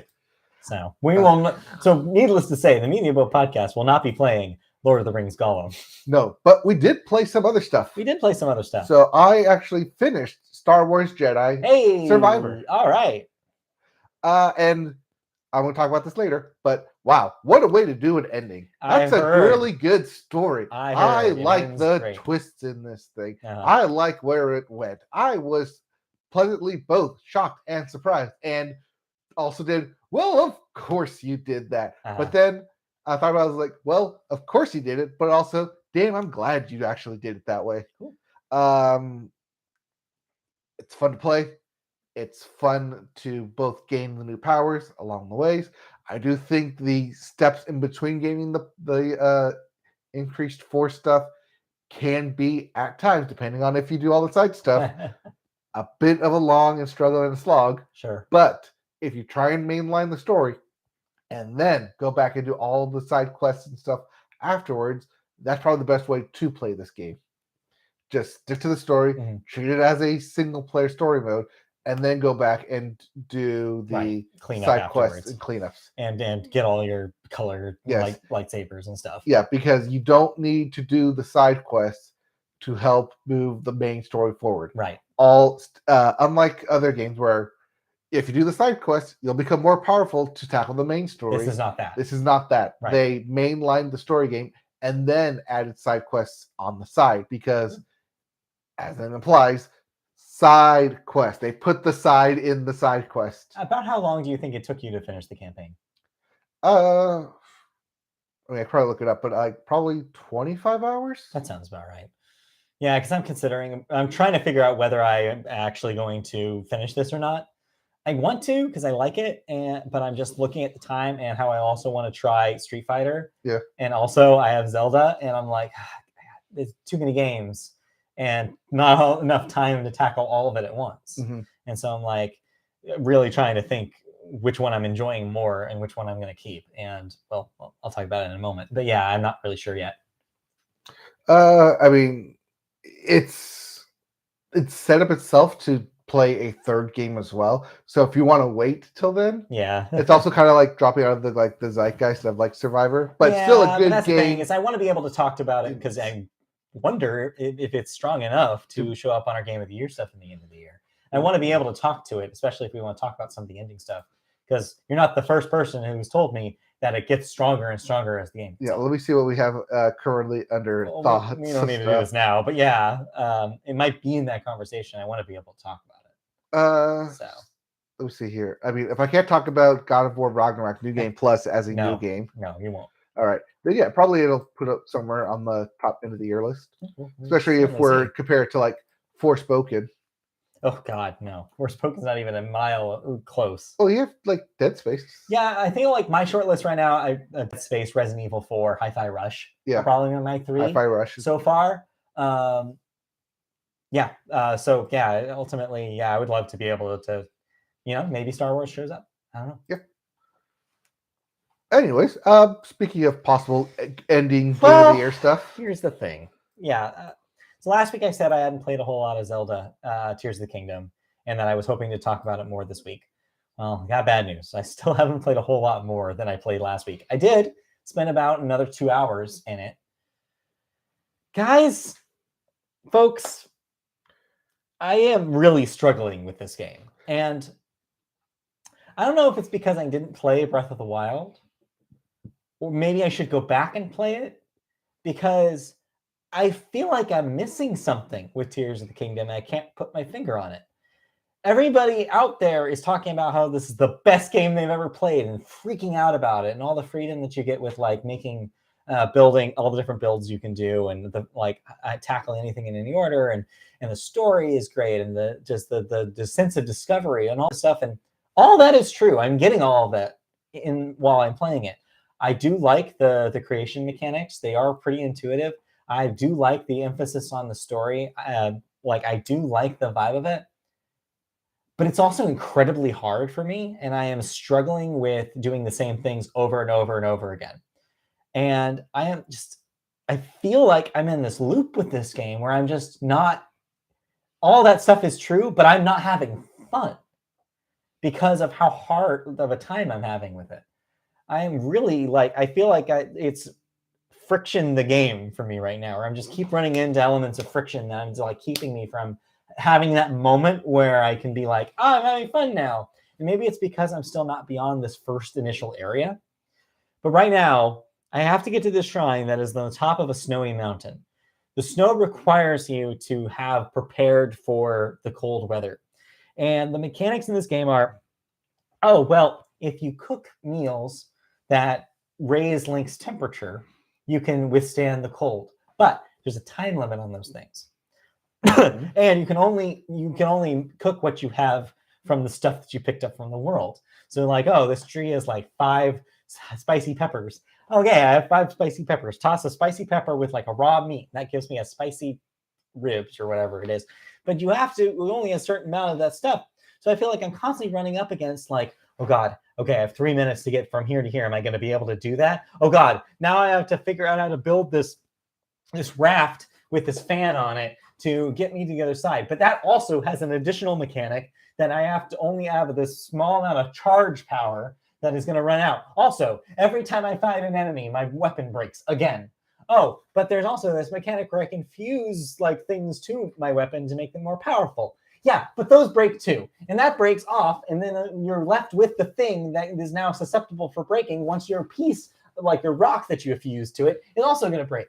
I feel like every step of the way, and maybe this is just how my brain works, I'm anxious about something going wrong. Mm-hmm. And every time I die and I have to start that over with, the cycle starts again. So I'm like, I get that people really like that friction and people find a lot of joy in that, like a game that challenges them in that way.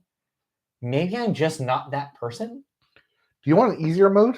I don't know what it is. And Do you want a no break mode? And the thing with the people who like these games, and this is the way it was with Breath of the Wild, people who love Breath of the Wild scared me away from Breath of the Wild. It's the reason why I never played it, is because there was that conversation at the time about like the weapon degradation stuff. Everybody was like, oh, people complaining about weapon degradation don't understand why it's there. Or people who are complaining about how you can't climb when it's raining in the game don't understand why it's there.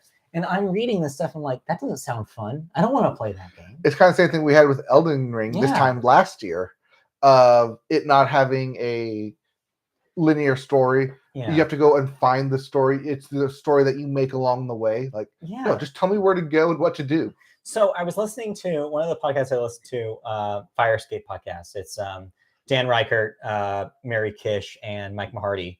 And Mary was talking about it on the podcast, talking about like she's enjoying it, and she got further than I did even, and was talking about really like liking the game. But she was kind of putting words to some of my thoughts, where she was like, maybe it's just that the kind of gamer she is she likes games that give her a challenge to overcome, give her all the tools to do it, and then she gets the joy from finishing that challenge on like by besting the challenge, basically, like, and that she likes that kind of setup.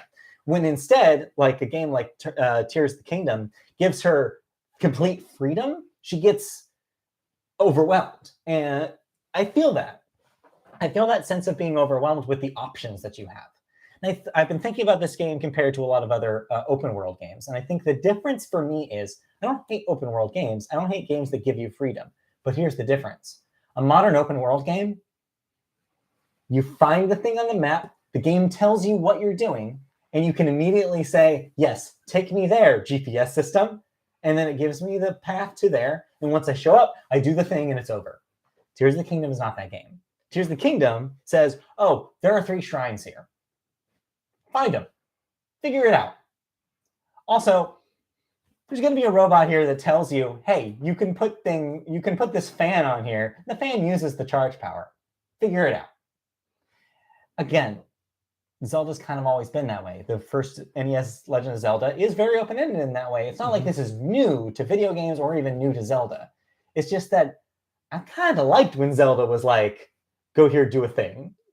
And now to have it like not hold my hand at all and be like, no, figure it out. You got the tools, just do it. And I'm like, yeah, I have the tools, but it's super hard. I'm not very good at it. And it's punishing in the way that it sends me back to my last checkpoint. And I'm like, I have to do all that over again. So you're talking about the barrier of entry where there's people who have played Zelda for 30 plus years. Yeah, which I have. Well, I know, 33, but you know what I mean. Yes. Like I've played Zelda games my entire life. Yeah, versus people who enter it at just Breath of the Wild or just Tears of the Kingdom. So I feel like there's one of two things happening. Either I'm realizing that these games are just not for me anymore, and I just have to accept that this thing that is universally beloved, and a lot of the people are saying the absolute best game of the year, is just not for me. Or if I missed the link, no pun intended, to this game, which was Breath of the Wild, maybe I should just go back to Breath of the Wild and try it. Because from what I understand, Breath of the Wild has some of this, but all that building shit is removed and you're just playing an open world Zelda. Sounds a little bit more appealing and maybe more my level.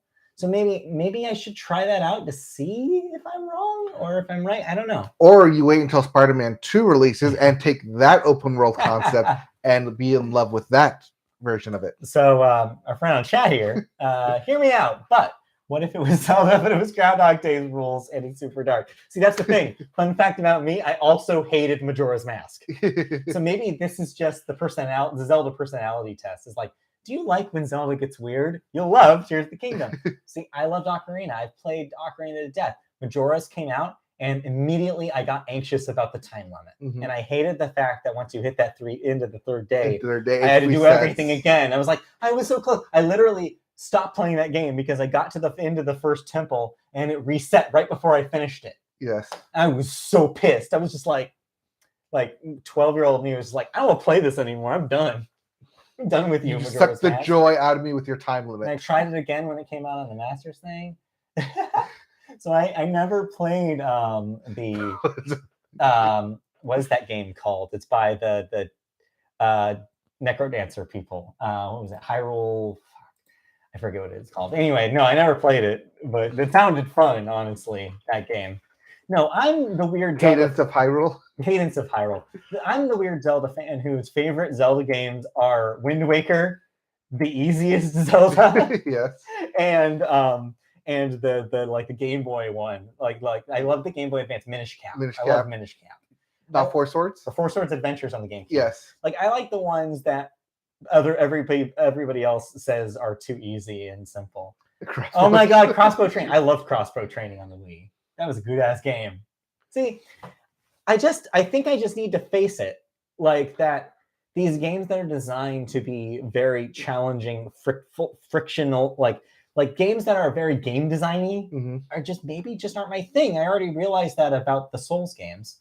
And maybe I just have to realize that the direction that they're taking Zelda is just not my thing.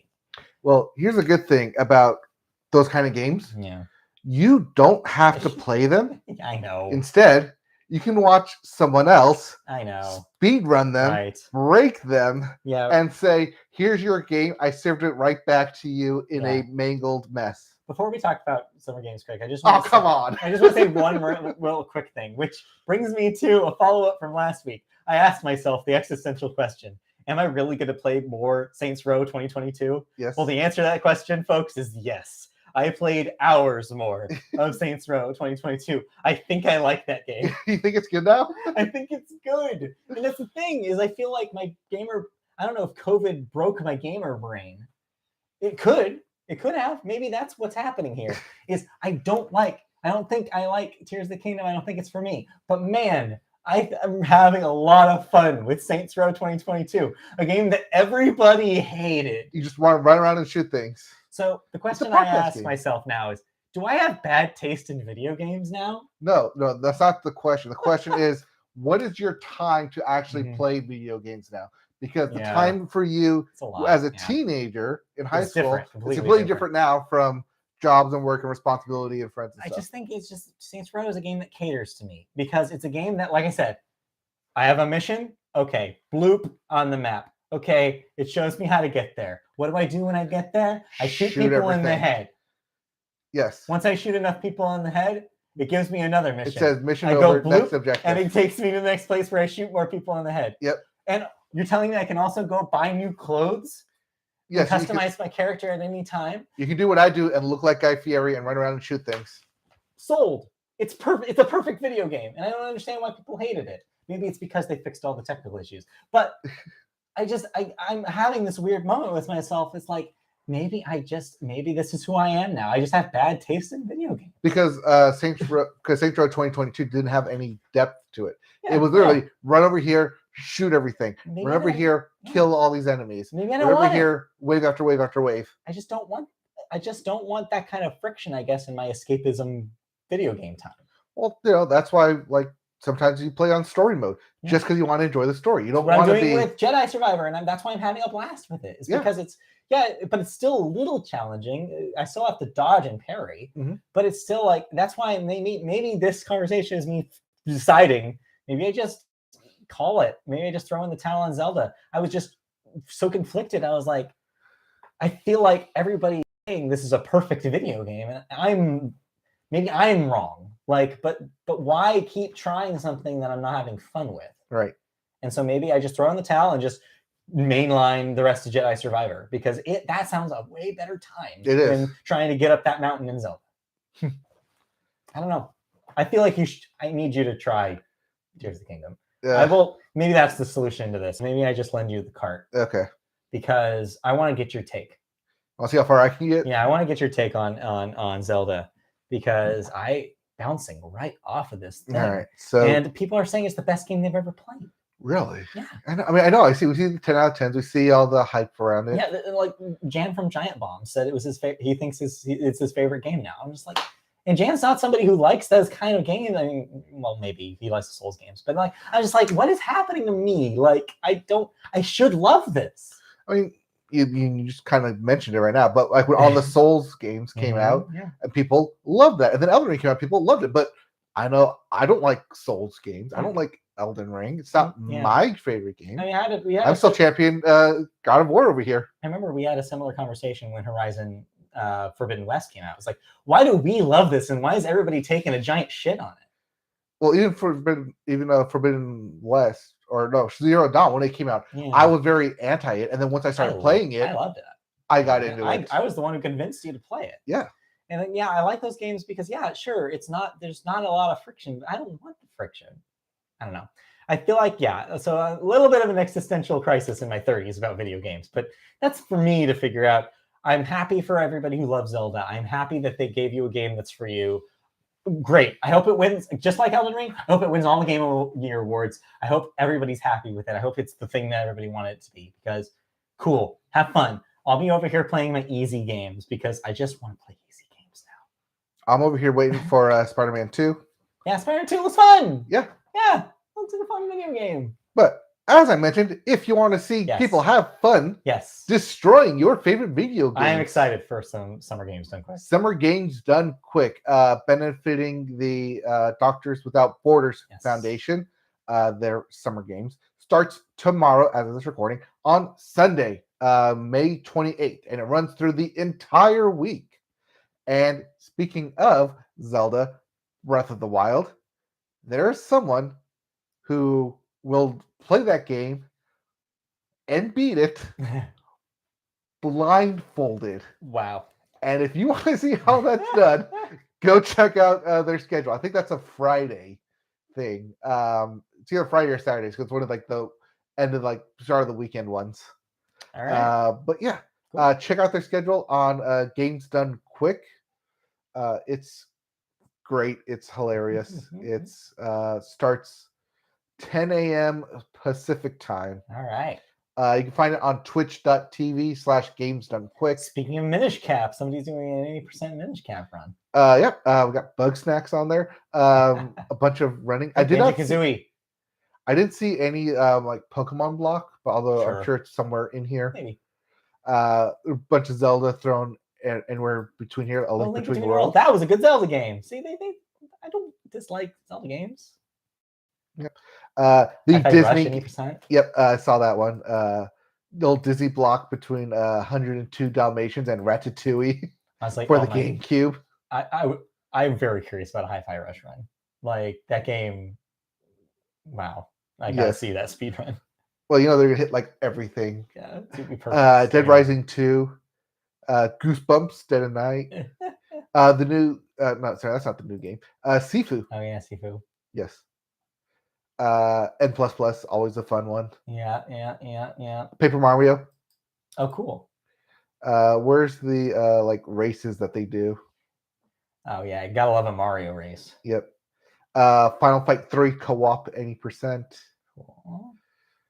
Metroid Prime Remastered. Ooh, that'll be a good one. Oh, there you go. Pokemon Coliseum. Oh Jesus. Oh, there's your 4 Swords. Zelda 4 Swords. Nice. 80% co-op. 30 minutes to. Wow. It's insane. 30 minutes for that. Game's good. Yep. 64 Super Mario 64 randomizer. Oh, fun. Kingdom Hearts Race. Proud 80% at 10:48 at night. Let's see here. Pokemon Scarlet and Violet. Oh, there you go. Specifically Victory Road. Yep. And Super Mario Maker 2 Race. That's what I'm looking for. And then right after that is the Breath of the Wild. So yeah, that's Saturday. You get Elden Ring, 80%. So next Saturday, you get Pokemon Scarlet Violet, Victory Road, Elden Ring, followed by Super Mario Maker 2 Race, Relay Race, and Zelda Breath of the Wild, 80% blindfolded. Perfect. It's a great Saturday night. Yeah, that'll be cool. And then right into Sunday, where they will end Sunday at midnight with Super Metroid. There we go. Next Saturday, we'll get Olive Garden binge on pasta. Come back and watch. Yes. Speedruns of video games. Sounds Deal. great. Yes. All right. And yes, save the frames, kill the animals. Anyways, that's our week. Next week, we won't be playing video games. We'll be watching people break video games. Sounds good. All right. Let's move on because this has been a luxuriously paced podcast. Oh, yes. You know how we've been speeding through these like past 2-3 weeks? We're stretching this one out. Yes. It's because we're back in person now. Just stretch out. We have nothing going on today. We're just doing this. This is the only thing we have. Summer vibes. All right, let's move into the second half of the show where we talk about first television, and we all start the television section with the Sports Corner. Sports Corner. All right. So meanwhile, the PGA Championship. Michael Block hit a hole-in-one and won some championship fans. Yes, he did not win the tournament, but some fans over. Hitting a hole-in-one, basically he dunked it. Yep. Just completely no bounce, right in the cup. Hell yeah. Hit it. Just it's a literally a perfect shot in golf. You'll never see this. Like maybe twice in your lifetime. Yeah. Just perfect dunk. One, basically, it secured not only an extra $100,000, but also secured his spot in next year's PGA Championship. No entry fee, just automatically entered. All right. Which is great for a journeyman like him who's been in this for like 10 years now. Yeah. But ultimately, we do have an actual winner. Brooks Koepka from the Live Golf Tour won the PGA Championship, but also kind of displaced with taking the Live Golf money right now. So sure, but it is what it is. They might all be at the end of this. Yes. So, well, yeah. So, I mean, it seemed like it made sense, but yeah, you're right. The extra drama kind of complicates it a bit. All right, what else do we got? So NBA playoffs continue. The Nuggets swept the Lakers. Heat right now are up one game against the Celtics, 3-2. So we will see what happens with that. The Heat were up 3-0, but the Celtics have clawed their way back to 2 games. So now both Game 6 and Game 7 get played. Yeah, like a Game 7 because it's always love it. Game 7. I mean, because stakes are highest. Delicious stakes are high this Memorial Day weekend. Stakes are the highest they can ever get. Meanwhile, the Nuggets are just going to get all the rest they can until June 1st. Right. Meanwhile, in hockey, the NHL playoffs continue. The Panthers swept the Hurricanes. But meanwhile, Vegas and Dallas still sparring 3-1 in Vegas's favor. Game 2 not Game 2. Game 5 takes place tonight. Vegas looking to close it out. Yeah. Dallas looking to stay alive once again. That one also went 3-0. All 4 of these games went to 3-0 for potential sweeps, and only 2 of them hit actual sweeps. Well, again, it sounds like they're pretty well matched, at least in those ones.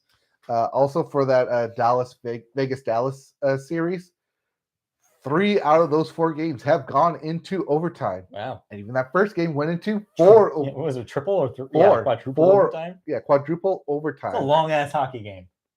And yet they still have more to play. Hockey's not built to go that long. No. And then lastly, if you care about Premier League soccer, well, Manchester City took it. On a technicality. Because due to the point system, Arsenal beat whoever was in second place. And basically when they beat them, they ensured that no one could catch Manchester City in points. Thus, they win the Premier League. Fair enough. Even though there's still this week left to play. Okay. It's kind of like when you wrap up the division, even though there's still 2 weeks left in the season. For U.S. sports. Premier League, they work on points. Kind of the same thing. Who can say?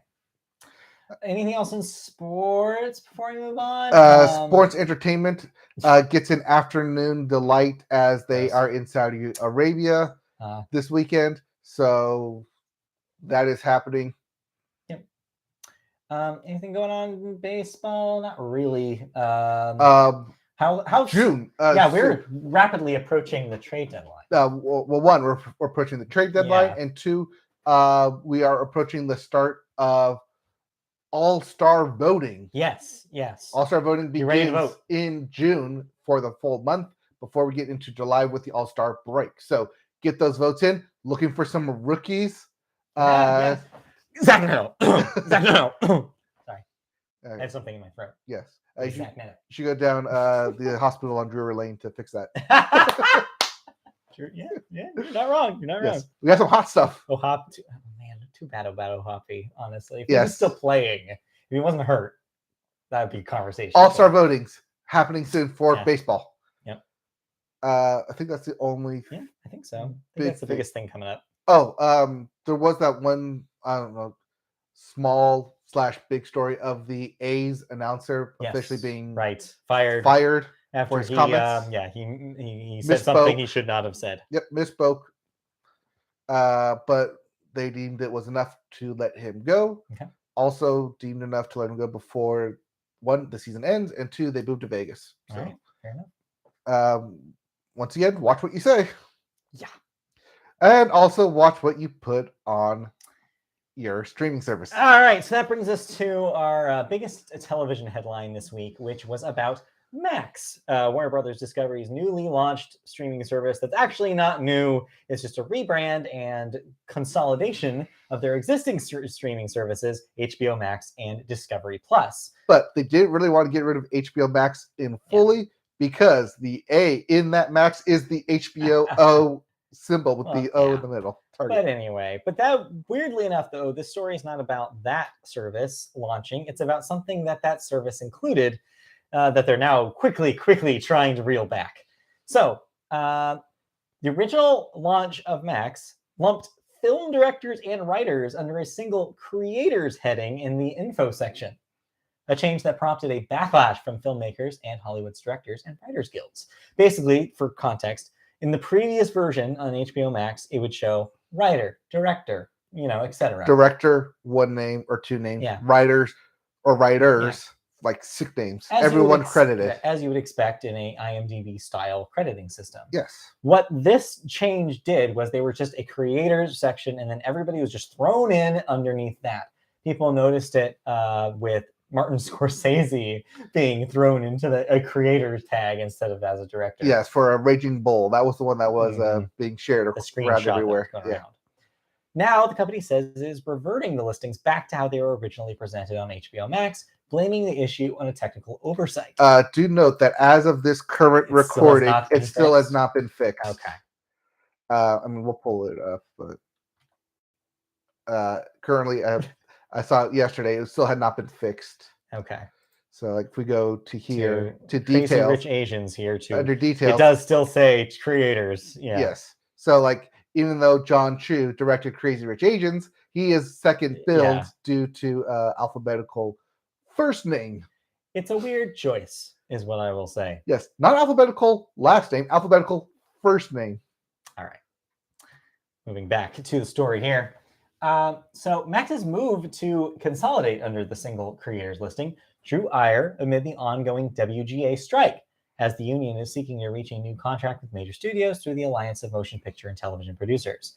WGA West President Meredith Steim said, quote, Warner Brothers has lumped writers, directors, and producers into an invented, diminishing category they call creators. This is a credits violation, for starters, but worse, it is a disrespectful and insulting to the artists that make the films and TV shows that make their corporations billions. This tone-deaf disregard for writers' importance is what brought us to where we are today, day 22 of our strike. 23, I want to say, as of this recording. Today. End quote. Max launched in the US on May 23rd with what appeared to be only minor technical issues. That came 2 days after WB Warner Brothers Discovery chief David Zaslav was booed during his commencement address at Boston University, with the crowd heckling the CEO with chants of "Pay your writers." That made me very happy to see. Chanted, "Pay your writers." It was good. It was good shit. Yes. Anyway, so yeah, this is embarrassing. This is stupid. This is pointless. I'm glad that they said, at least on the record, that they plan on changing it. Yes. But They man, when plan you on already have the changing writer striking, and you also have the threat of a DGA strike and a SAG strike. So it's like if everybody strikes at once, there's no business. Yep. So yeah, I have no idea what is going to happen. And just throwing everyone under a single title of creators, just once again, shows that you do not care. Right. That they're just names on a project. That just because you own the IP doesn't mean that it goes anywhere without all these creators behind it who, in contracts, literal contracts written out, state you have to separate them under specific names in writers, directors, actors, and everyone else below it. It's just amazingly dumb. Yeah, it's like watching a film, get to the end and just say helped created by, and then list everyone alphabetical order to not break anything down. It's a disgrace. It's terrible. It's actually kind of curious as to why we don't put our own names on our own projects. Yeah. Well, we're just under Media Boat. I mean, well, no, on the website, I think stories are individually credited to us if one of us wrote it. Yes. But but I know what you mean. Yeah, it's like if you're gonna credit. I also use the guy. Yes. Sorry. So you can choose your avatar in Max now, and well, you could do it before. It resets it though. It was like it gives you more options than it did in the past. And yes, I chose Guy Fieri. Yes. Because that's who I want to greet me every time I go into Max. I want it's just to be Guy Fieri's face right in front of me every single time. So with that, I think we should talk about just the new Max outfit now. I don't like it. I like the HBO Max where you could break it down into the different tiles and sections immediately. No such thing here. You just have your home screen, your series screen, and then your search screen. Your home series movies, and then new and notable. There is no easy way to get to just Food Network. Just it's Discovery. A bad UI, honestly. It doesn't make much sense. You have to scroll through everything. And it's even worse on the PlayStation, where if I'm using the PlayStation Remote, it will still prompt me to push a triangle, square, or circle button, which is not on the PlayStation Remote. Why would they do that? But it will still prompt me to say, hey, would you like more information? Press the square button. But I'm using the PlayStation Remote, so I don't have a square button on this. Also, on top of all this, so I mentioned pre-pod that they are now have a $19.99 a month tier for 4K and Dolby Atmos, and to make that worse, is that Dolby Vision is not even working right now. Apparently, all the stuff that should be working on, like my Apple TV, it's not clicking through. I'm getting 4K, but I'm not getting Dolby Vision yet, and they said they're working on it. Like, how can this be so broken at the jump? But whatever. Anyway, so yes, Max is a thing you can do now. If you're interested in watching Discovery shit with your HBO shit, now you can. Yeah, all slapped in there. Also, they break out between HBO and anything that was HBO Max Originals. Right, separate. It's just Max Originals. So if you were confused with the two between what's considered HBO, what's considered an original, now they're gonna do a clean break of just Max Originals.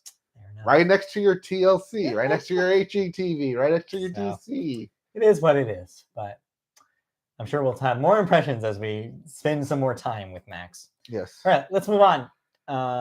What's our second story? Our second story takes us across the streaming, across the stream, to Netflix. Yes, Netflix is back in the news for something we knew was coming, but it's finally here. They are rolling out its crackdown on password sharing. So check your emails. More than a year after the pivot was first announced. They are limiting password sharing to people living in the same household. Account holders can add more people outside the household for an additional $8 a month. Or they can use, quote, transfer profile feature to prompt extra users to make their own accounts that they pay for. Netflix said out-of-household users should have begun receiving emails about the change on Tuesday. In March back in 2022, the company said that while it had encouraged account sharing in the past, with features such as profiles and multiple streams, the practices have been, quote, impacting our ability to invest in great new TV and films for our members, and also their ability to cancel things after 2 seasons. Sorry, editors. Okay, but let's talk about the money, though. According to the company, more than 100 million households participate in password sharing. It had 232.5 million subscribers as of April. But it still generates about $10 billion. I don't know. I wouldn't worry too much about this. I think that as soon until they yell at you, I don't think there's any alarm to actually do anything about this. You're probably fine. Well, I know I'm fine because we obey Netflix's rules. Yeah, we all do. Yes. Well, yeah, we don't do anything bad. We're good people. Yes. Yeah, we don't do anything like Yes. that. No, there's just a tax loophole. All right, so let's try to quickly go through these shows here. We watched some shows this week. Yes, we watched some shows this week. Speaking of Max, I want to talk real briefly about MILF Manor. Why? Because I was only able to get through 30 minutes of it. Oh, yeah. This is a new show on Max. I bring it up because, once again, looking through trash TV, as we do, dating shows and mismatched. Let's go film in Mexico for this resort. MILF Manor piqued our interest, and we could only get through 30 minutes of the show because it is literal MILF Manor with these moms who are older, like 40-something, 50-something moms who go on this dating show in order to meet younger men who are, roughly their sons' ages. But here's the twist. In order to meet these literal children who are their sons' ages, they will be surrounded by said children, aka their actual sons. So it is literally mom and son on the same dating show with other moms and sons. Kind of similar to that siblings thing. Yes, except with the siblings thing, they're at least all the same age. Right. This is just puts a straight up mirror to your face saying, MILF man, like you being a MILF, want to chase these young boys who are also your son's age. Well, here's your literal son with people of his own age doing the exact same thing. Which one is more creepy? Or which one is more acceptable, I guess? Technically, they're all consenting adults on this, so have at it. Yeah, but at the same time, weird. Putting like an actual mirror to whoever watches this. Yeah. Why I could only get through about 30 minutes of it. It feels like something that should have come out like a decade ago. It did. Feels like 30 Rock made fun of it. But, yes. But the concept of it. Oh shit! I just remembered. I watched something else that I can talk about. Oh, man, this episode's never going to end. Is it this one? Yeah, I watched Clone High. We'll talk about it in a moment. Yes. I am currently going through Clone High right here. Episode 4. The original thing. The original, yes. Anyway. I plan to catch up, but yeah. We can talk about that because that's a lot more our speed because... So you tried and failed. I tried and failed. Manor. Yes, could not get through it. Good to know. All right, what else did we watch this week? Clone High, the reboot of Clone High. So you had not. So it seems like you're watching the original series. You had not. I'd watched it when it was on YouTube. Like 10 years ago. So I'm watching it again, just to catch up, and these were jokes made in the early 2000s. Right. Which is actually a perfect segue into the premiere of the new one. Yes. So basically, the conceit here is that all the clones were frozen on prom night 20 years ago, and now they're being thawed out to exist again. Basically, the same setup as the original, just move forward into a current timeline where they're dealing with other clones who are now purportedly of this generation. So there's a little bit, what you have here is a little bit of a Gen Z versus millennial kind of vibe. Thought layer to it. Yeah, extra thoughts because they're being frozen in time of 2003, I think it was. 2003. It's 2023 now. Right. So that's some fun with that premise. The pilot is mostly about that premise and sets up this character from the original is so out of touch that he's saying a bunch of stuff that he shouldn't be. They talk a little bit about cancel culture. And it's it walks such a very tightrope But ultimately, I feel like they did it pretty well. I thought it was a pretty funny episode. By the end of it, I was like, all right, sure. They even come up with a pretty good solution to people who are getting canceled. Yes, I would like everybody to get in. Everybody who's said something awful to get in line and douse their paper cuts with hot sauce. Yes, I would like that. That's a good solution. Thank you, Clone Eye. But yeah, I think ultimately it still holds up. I think it's pretty funny. I mean, of course, Phil Lord and Chris Miller. we trust them with our lives. They never disappoint. We'll and trust them next week when we talk about Spider-Man. I'm sure. And so, yeah, I'm not super surprised that it holds up and it's still funny. But yeah, we're having a blast with it. First 2 episodes of the new series are up right now on Max. It will be a weekly series drop yes, to each I have time forward. I have time to catch up. Yeah, so you have some time to catch up on the original. If you haven't watched the original, yeah, like you said, it's all on Max. Yep. Speaking of time to catch up, yes. Succession. Yes. I've officially caught up. Okay. I am on episode 9 of this past Sunday. I just got to watch that in preparation for this Sunday's finale. So I will have my Succession thoughts full and complete next week. Also, if you want to catch up and be with us as we say a tearful goodbye to Ted Lasso, which also ends next week. Yes. You have 1 week to catch up, and we will talk endlessly about it. All right. Yeah, we will. I have some thoughts about Ted Lasso. Oh, you have some thoughts. I have some thoughts. Next week. We'll get through all of that next week. Both Succession and Ted Lasso. I'll just real briefly go through one more show I finished this week. So I mentioned Freeform's Single Drunk Female. Mm-hmm. It was all dropped on one day at Hulu. I chose instead to watch it weekly, but ultimately I succumbed and finished it when I was locked up with COVID. I really, really liked what they did this season. I think they came to a really good conclusion. They wrapped up a lot of stuff from season 1. I like where the characters are at right now. I like a lot of it. That show was just completely, I feel like everybody's sleeping on this thing. I think it's wonderful television. I think they're doing a spectacular job, and because it's on Freeform, nobody cares. Mm-hmm. So here's my PSA. Check it out. It's really good. Speaking of stuff on going so long, I'm like cable, having a hard time talking. Speaking of stuff on cable, a show that I'm going to check out and see if I can check it out again. There was a preview for the Lazarus Project on TNT. Oh, yeah. They've been, it feels like it's Tenet or Groundhog Day, where kind of a time loop scenario. Manipulation and stuff. Time manipulation. I plan on checking that out before the series actually premieres in the summer. They've been advertising heavy because of the NBA playoffs. Right. I'll be checking that out. But in the meantime, I finally got my doctor to watch Hacks with me. Oh, okay. So we're watching that. Still fun, still good. Yeah. But in terms of, let's move over to Disney Plus real quick. Okay. One show that we both watched, did not finish, even though it all dropped, although it probably shouldn't have dropped, most of a weekly episode.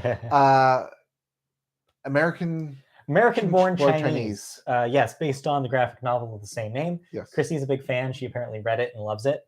And so she was curious about how they would do an adaptation, considering the fantasy stuff that's in the graphic novel. She said would be difficult to adapt. Mm-hmm. And yeah, sure enough, judging by the vibe of the first episode, it seems like a really interesting fusion of like slice of life high school stuff and this fantasy Chinese folklore, like Journey to the West vibe. Exactly, Journey to the West. It's a version of the Journey to the West story. Mm-hmm. I was like, all right, cool. But yeah, neither of us finished the series. We're still getting through it. Maybe we'll talk about more of it. We both got through the first episode. I almost did, yeah. Yeah, more or less. But we'll see if we can continue with that, and we'll have thoughts on that next week. But something else on Disney Plus.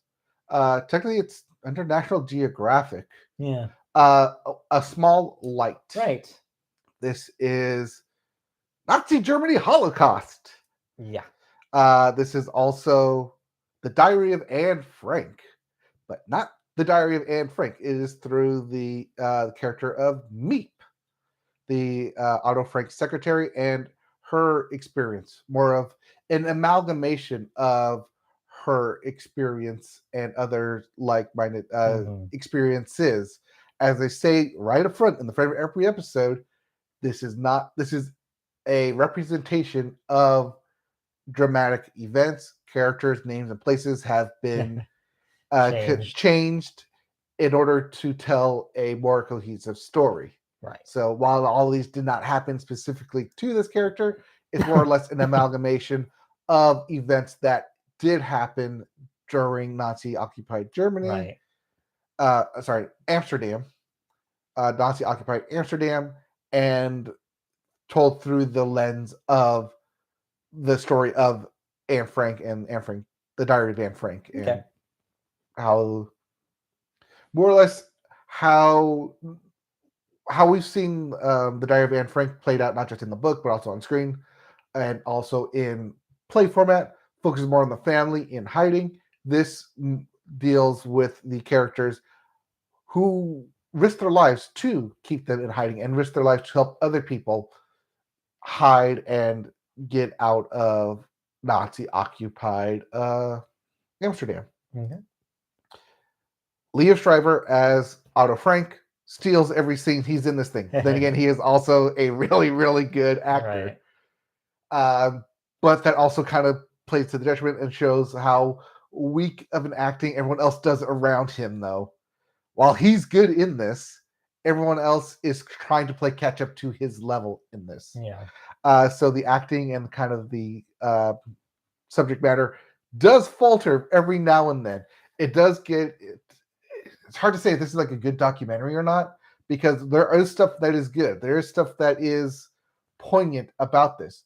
But because it's played up significantly to heightened dramatic effect, how much of that is lost and gets played into, well, we're doing this for dramatic sake. It did happen. Stuff like this did happen, but we need to help tell a better story than what actually happened. Okay. All that being said, the ending is great. Cool. The actual final 2 episodes are great. It's the previous 6 that lead up to it that stretch it. I feel like it stretches it out a bit too much at times. But if you are in history class or taking in high school and want to learn more about it, A Small Light, it's there on Disney Plus. Cool. All right. All right, perfect. Anything else on TV before we move on?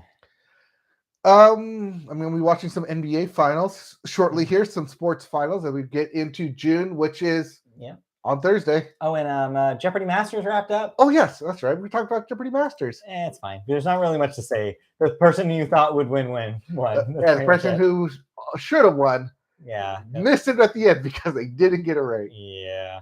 You know, if Matea had bet 0, she would have won. I know. She didn't do the math. Well. She didn't do the math. Also, James should have bet it all the first one just to secure it. Yeah, but it was pretty much what I figured was going to happen. Yes, but it is funny going from Jeopardy Masters back to regular Jeopardy. I'm like, oh, that's easy. Yeah, I know that. And how, oh wow, it's just it's whiplash for sure. All right, let's move on to cancellations and renewals. All right, what am I no longer watching? Paramount Plus has renewed The Family Stallone for a 2nd season. Haha, Guess who that's about. Prime Video is bringing back Citadel for a 2nd season.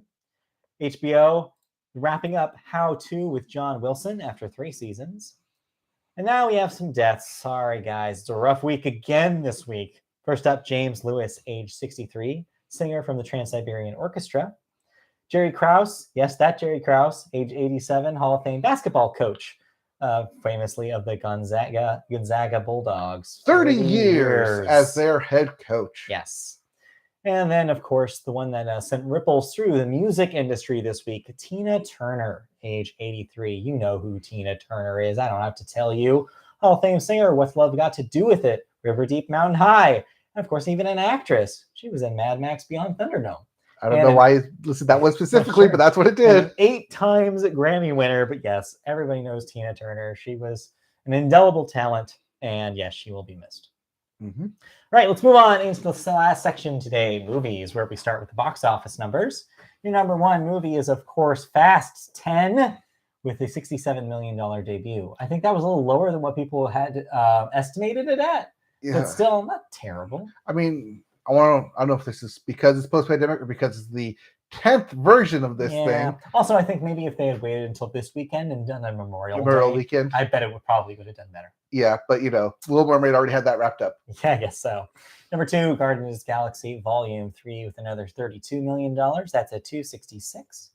Number 3, the Super Mario Brothers movie. It may be available for digital download, but still hitting the box office hard. $9.6 million this week. That's at 549. So across at least 550. Oh, yeah. And probably won't hit 600. No, it'll probably crawl close, but it won't make it. Okay. Number 4, Book Club, the next chapter with another $3 million. That's at 13. And rounding out your top 5, Evil Dead Rise with 2.4, adding to a $64 million domestic total.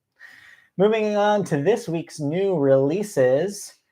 The Little Mermaid is already splashing, and it's time for Spider-Man. Thwip, thwip. Spider-Man Across the Spider-Verse comes out in theaters this week, so get ready. I am planning on seeing this, depending on how tonight goes, either Thursday or Friday. There you go. But I will have thoughts on Spider-Man Across the Spider-Verse next week. All right, look forward to that. Let's move into some movie news this week. First up, Romeo and Juliet. This is a wrap-up of a story we covered a couple months ago. Yeah, a judge on Thursday said she will throw out a lawsuit about a nude scene in the 1968 version of Romeo and Juliet, after finding that the film is protected by the First Amendment. I like that the way that's phrased, finding. Yes. It's like, we kind of knew that.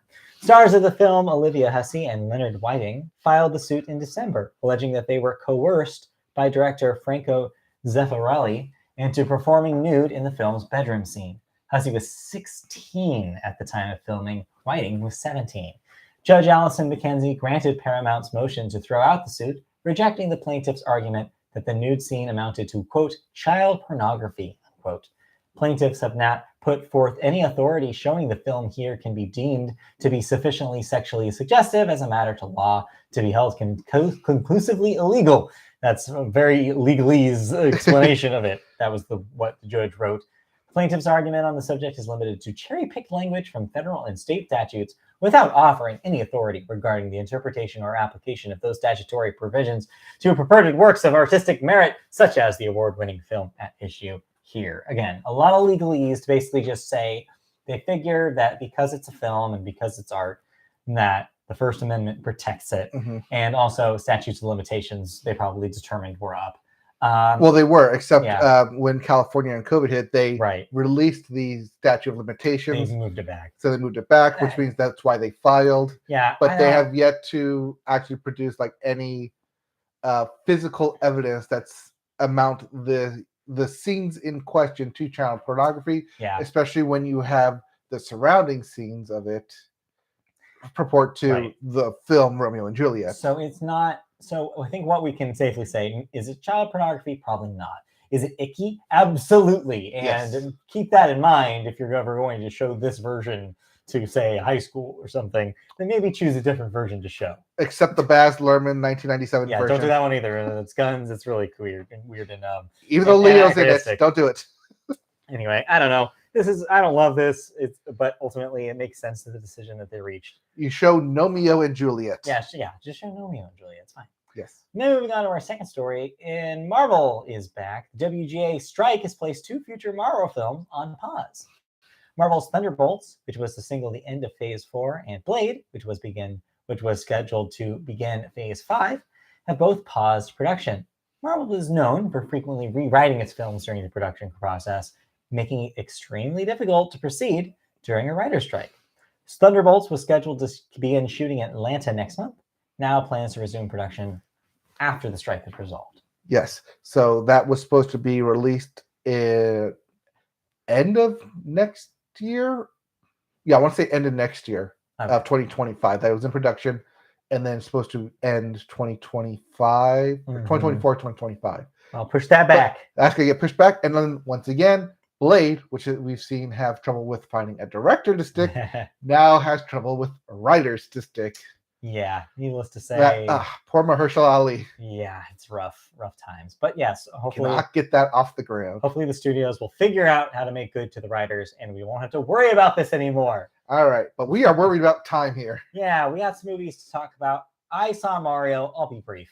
Okay. I agree with everything you said about your take about it. I hate the song choices that they did because the score is so good. I just want to hear more of it. You don't like the needle drops? I do not think they were too on the nose for me. Yes. Every single one, I was like, come on, there's a better choice here. You refused to do it. You did the first choice anybody could think of, and you stuck with it. Mm-hmm. I think the story was basically non-existent. I think some of the references were cute.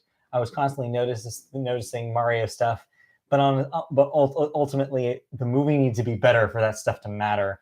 And I just thought it was a huge nothing. Like it You could have been did so what much I better. did, which was you liked all the stuff in the background Right, and but nothing in the foreground. That the propelled the story's story. kind of boring. They don't do anything with the characters. There's no character arcs for anyone. What do you mean? Mario eats a mushroom. That's his character arc. Yeah, no, not strong enough. Even the dad stuff is whiffed. It's like they barely do anything with the dad stuff.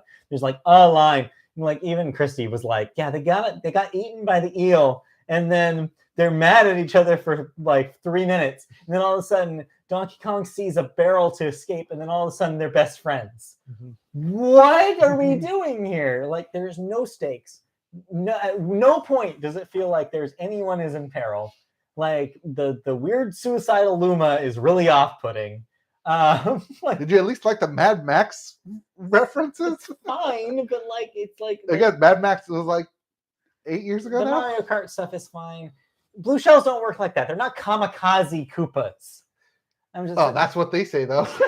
I don't know. It's weird. It's just such a weird movie that's weirdly violent and weirdly obsessed with death.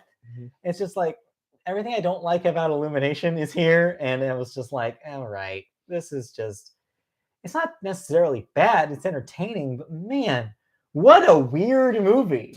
It's also not for you. It's for the kids. No, but even for kids, there's way better movies. I don't get it. I don't get why it was made in the way it was. Probably ultimately the answer to that question is Nintendo had a very specific things that they wanted to do and very specific things that they said no to. Yes. And I'm sure that's why you end up with the script. Yes. Anyway, sorry. That sounds very familiar because I also watched a amalgamation of executive decision in Shazam, Fury of the Gods. Boy, yeah. So this is the sequel and then delayed release and delayed release and delayed release of Shazam. And I don't know what this movie was trying to say. It talks a lot about family and sticking together and like trying to stick together, but except kids do indeed grow up and need to move out of the house. Except we don't want everyone to move out of the house because what about we are kids a family. Who are also superheroes? Oh, see, they have to work together as a team. They need to stay together. You can't just leave and flap your wings and fly solo. No, we need to stick together. Sure. Except when you have an antagonist that is literally doing the exact same thing and is trying to show that, yes, you can stick together, but sticking together means you will eventually like drive each other insane and break apart. Except the hero doesn't realize that. Of course. And there's your conflict. Sort of. It's kind of like the basic of the conflict here. And at least it has a conflict. Yeah. Sorry. There's also like try to throw in some Greek mythology with like the daughters of Atlas and shrugging and golden apples. And the labors of Hercules trying to pick a golden apple. Sure. Except it's very thrown out the window. It's very like, hey, let's use this Greek mythology, but also we need to make it super kid friendly. Yeah, sounds like a lot of ideas for not a whole lot of payoff. Yes, even the cameos that they try to throw in at the end and shoehorn it don't particularly work too well, and it's a mess. Are we happy that we're moving away from all of this in the DC universe? Kinda, yeah. Yeah, they're just ready to all right, none of this matters. I don't know if we are, because the post-credit scene is very specifically to the Peacemaker people who show up and try and recruit him. So which is a weird choice. Have the very R-rated franchise meet your PG-13 movie. Yes, it's also a very weird choice if James Gunn wants to keep just Zachary Levi in this thing and say we're going to kidnap you, which is kidnapping a child just to work with the Justice Society. Don't love that. Which is, by the way, Justice Society is different from the Justice League. Right. Yes. Yes. Comic books. Anyways, it seems very haphazardly thrown together. Okay. There are some things that work, but most of it doesn't work, especially when you're trying to like drive home the fact that these are kids playing superheroes. Yeah. Yeah. Sounds like a one you can safely avoid. Yes. All right. But it was dropped as part of like, hey, Max is being rebranded, so we're also going to Right. have Here it is. here's your premiere of the week. Fair enough. All right. Then lastly, I watched the Jack Harlow starring ugh. White Men Can't Jump, Yes, a remake of the original film. which starred Woody Harrelson Yeah. and Wesley Snipes. Right. In the original, as best friends who basically hustle people as in basketball pickup games and then enter a tournament, and because they're best friends and they win. And there's also the whole Jeopardy subplot, which I really like. Oh, okay. Throw all of that, what you know, out the window. Because this is completely different. This is completely different. Besides the fact that the white man cannot jump.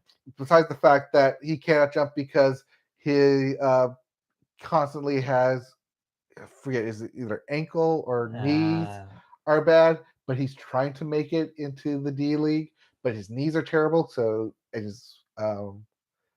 therefore he like teaches other people how to play basketball. But not his co-star in this, no, because he is a phenom, like a high school phenom who got into a fight in a high school basketball game, and it completely derailed his like career, like going to college. So now he's a high school grad who delivers packages, but still really good at basketball. Okay. And this is, of course, 10 years after him being in high school. So he's now like 26. Okay. Ish. 25, 26. Like originally hailed as like the next great thing, but now like his life's all thrown into whack because of one incident at a high school game. And for some reason, he never got his life back on track until Jack Harlow showed up. Of course. And said, yes, we can do this. We can be the best 2-on-2 basketball team, and we can win these tournaments. And it's all about just getting back up off the ground, picking yourself up when life seems low, and eating that horse because you're gymnastics. And of course, yes, it is a movie. They obviously do win the tournament. It is a movie. Yep. It's a movie. You have to have the Hollywood ending, so they win the tournament. And it'd be great if they just ended that and be like, yeah, I can still hoop, and I don't have to take everything too seriously. But no, the next 10 minutes gives you a 1-year fast forward, and it completely ruins the movie. So, picture this. You and your buddy win a 3-on-3 basketball tournament in Venice Beach. 1 year later, you are now a trainer for someone who is in the NBA. What? Remember, because you were training little kids to do basketball? Okay, but that doesn't. So now you're training. Now you're someone else's trainer in the NBA. But hold on, though. But what? 1 year? Yeah, 1 year. 1 year? It just took you 1 year to go from being a kids trainer, like a high school kids trainer, to a professional athletes trainer. 1 year. And your buddy, meanwhile, in 1 year, went from delivering packages and making money playing pickup basketball. To going overseas, winning a championship. But then coming back, playing in the D League for the Lakers, and then getting a 10-day contract with said Lakers in 1 year. What? 1 year? In 1 year. What? Yes. What? That's how this movie ends. Jesus Christ. Talk about fast forwarding.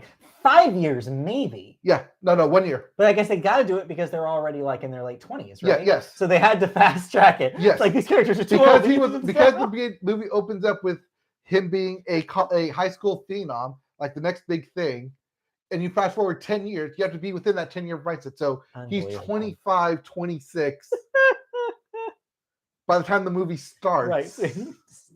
You only can give them a year, or else they're going to be in their 30s. Yes, exactly. Unbelievable. Wow. Otherwise, you get to like for love of the game territory. Or Bull Durham. then they're just LeBron James at that point. And it's like, well. Okay, no, no one doesn't peak until they're 26, right? Sure. That's when they want you in the NBA, when you're 26, 27. So weird. Why didn't they just age everything down?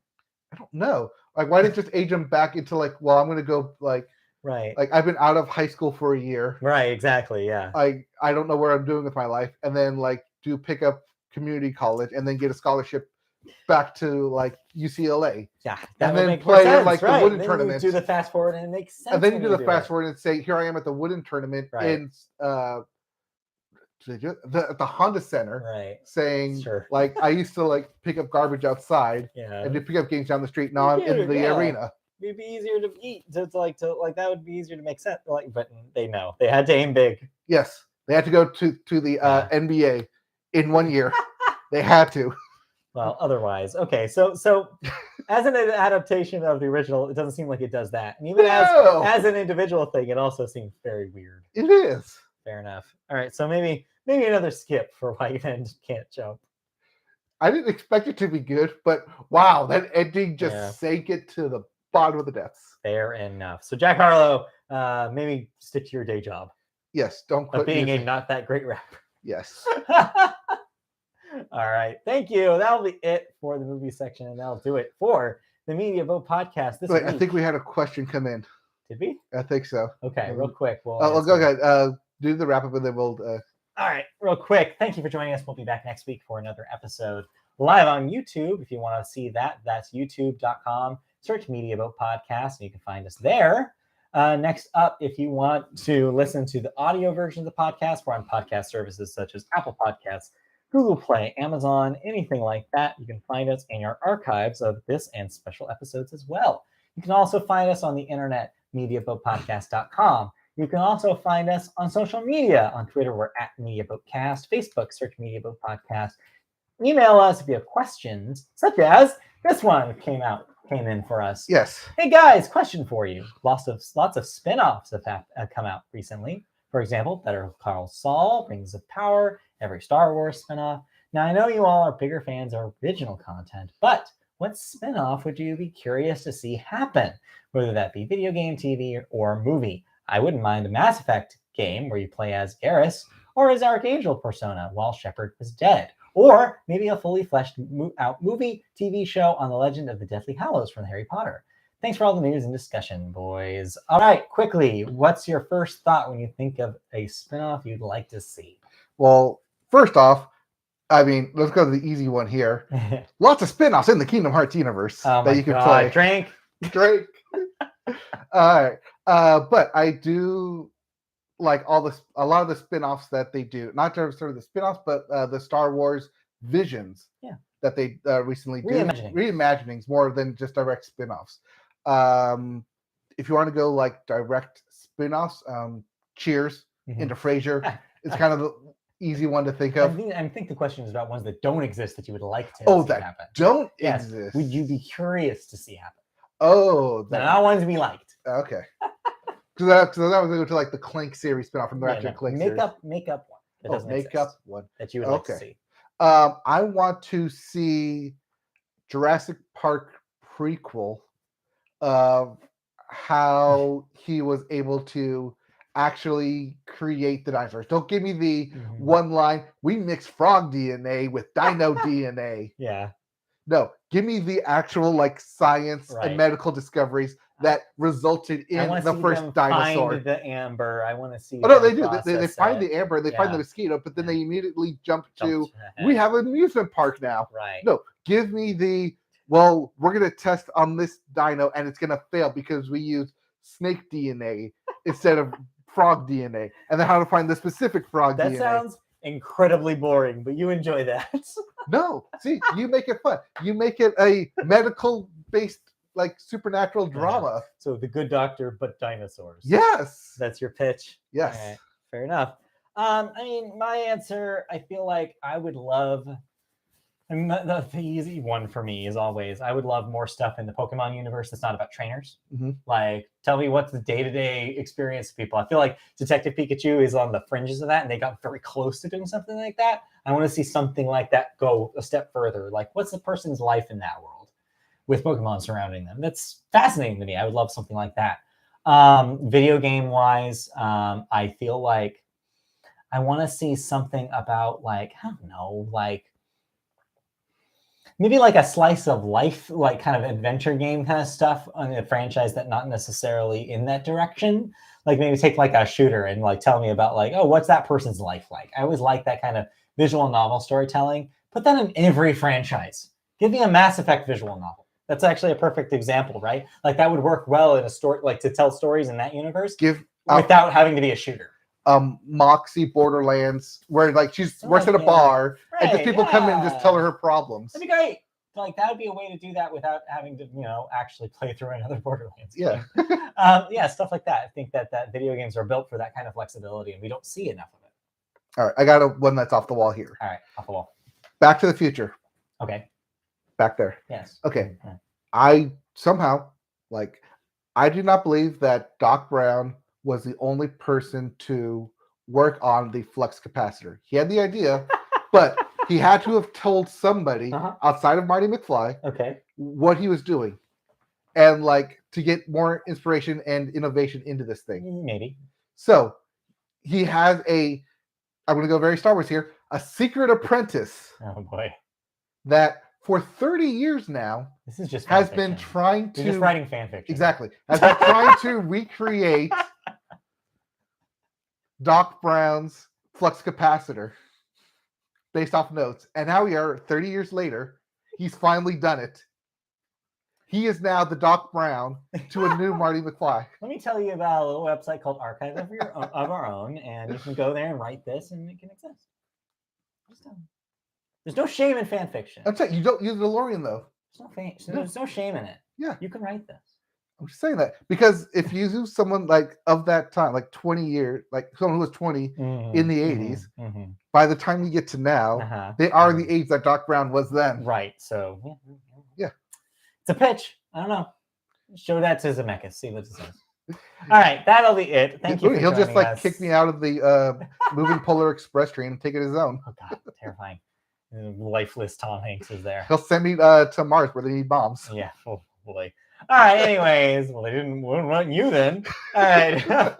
We'll see you guys next week. I already did the outro. Thanks for joining us. Bye. All right, I'll be back next week. Bye. All right, we'll stop there. We'll stop over here somewhere. Word by here we go. Yeah, live stream. One of these. Oh, we missed some chat. I don't want to hear about Mark and Mindy. Yes, also a spinoff. Yes, tell us about the great Pokemon more. Yes. Talking about them in the games. What's up with them? Yeah. See you. All right. Bye. Thanks for joining us. Bye. Long stream. Bye.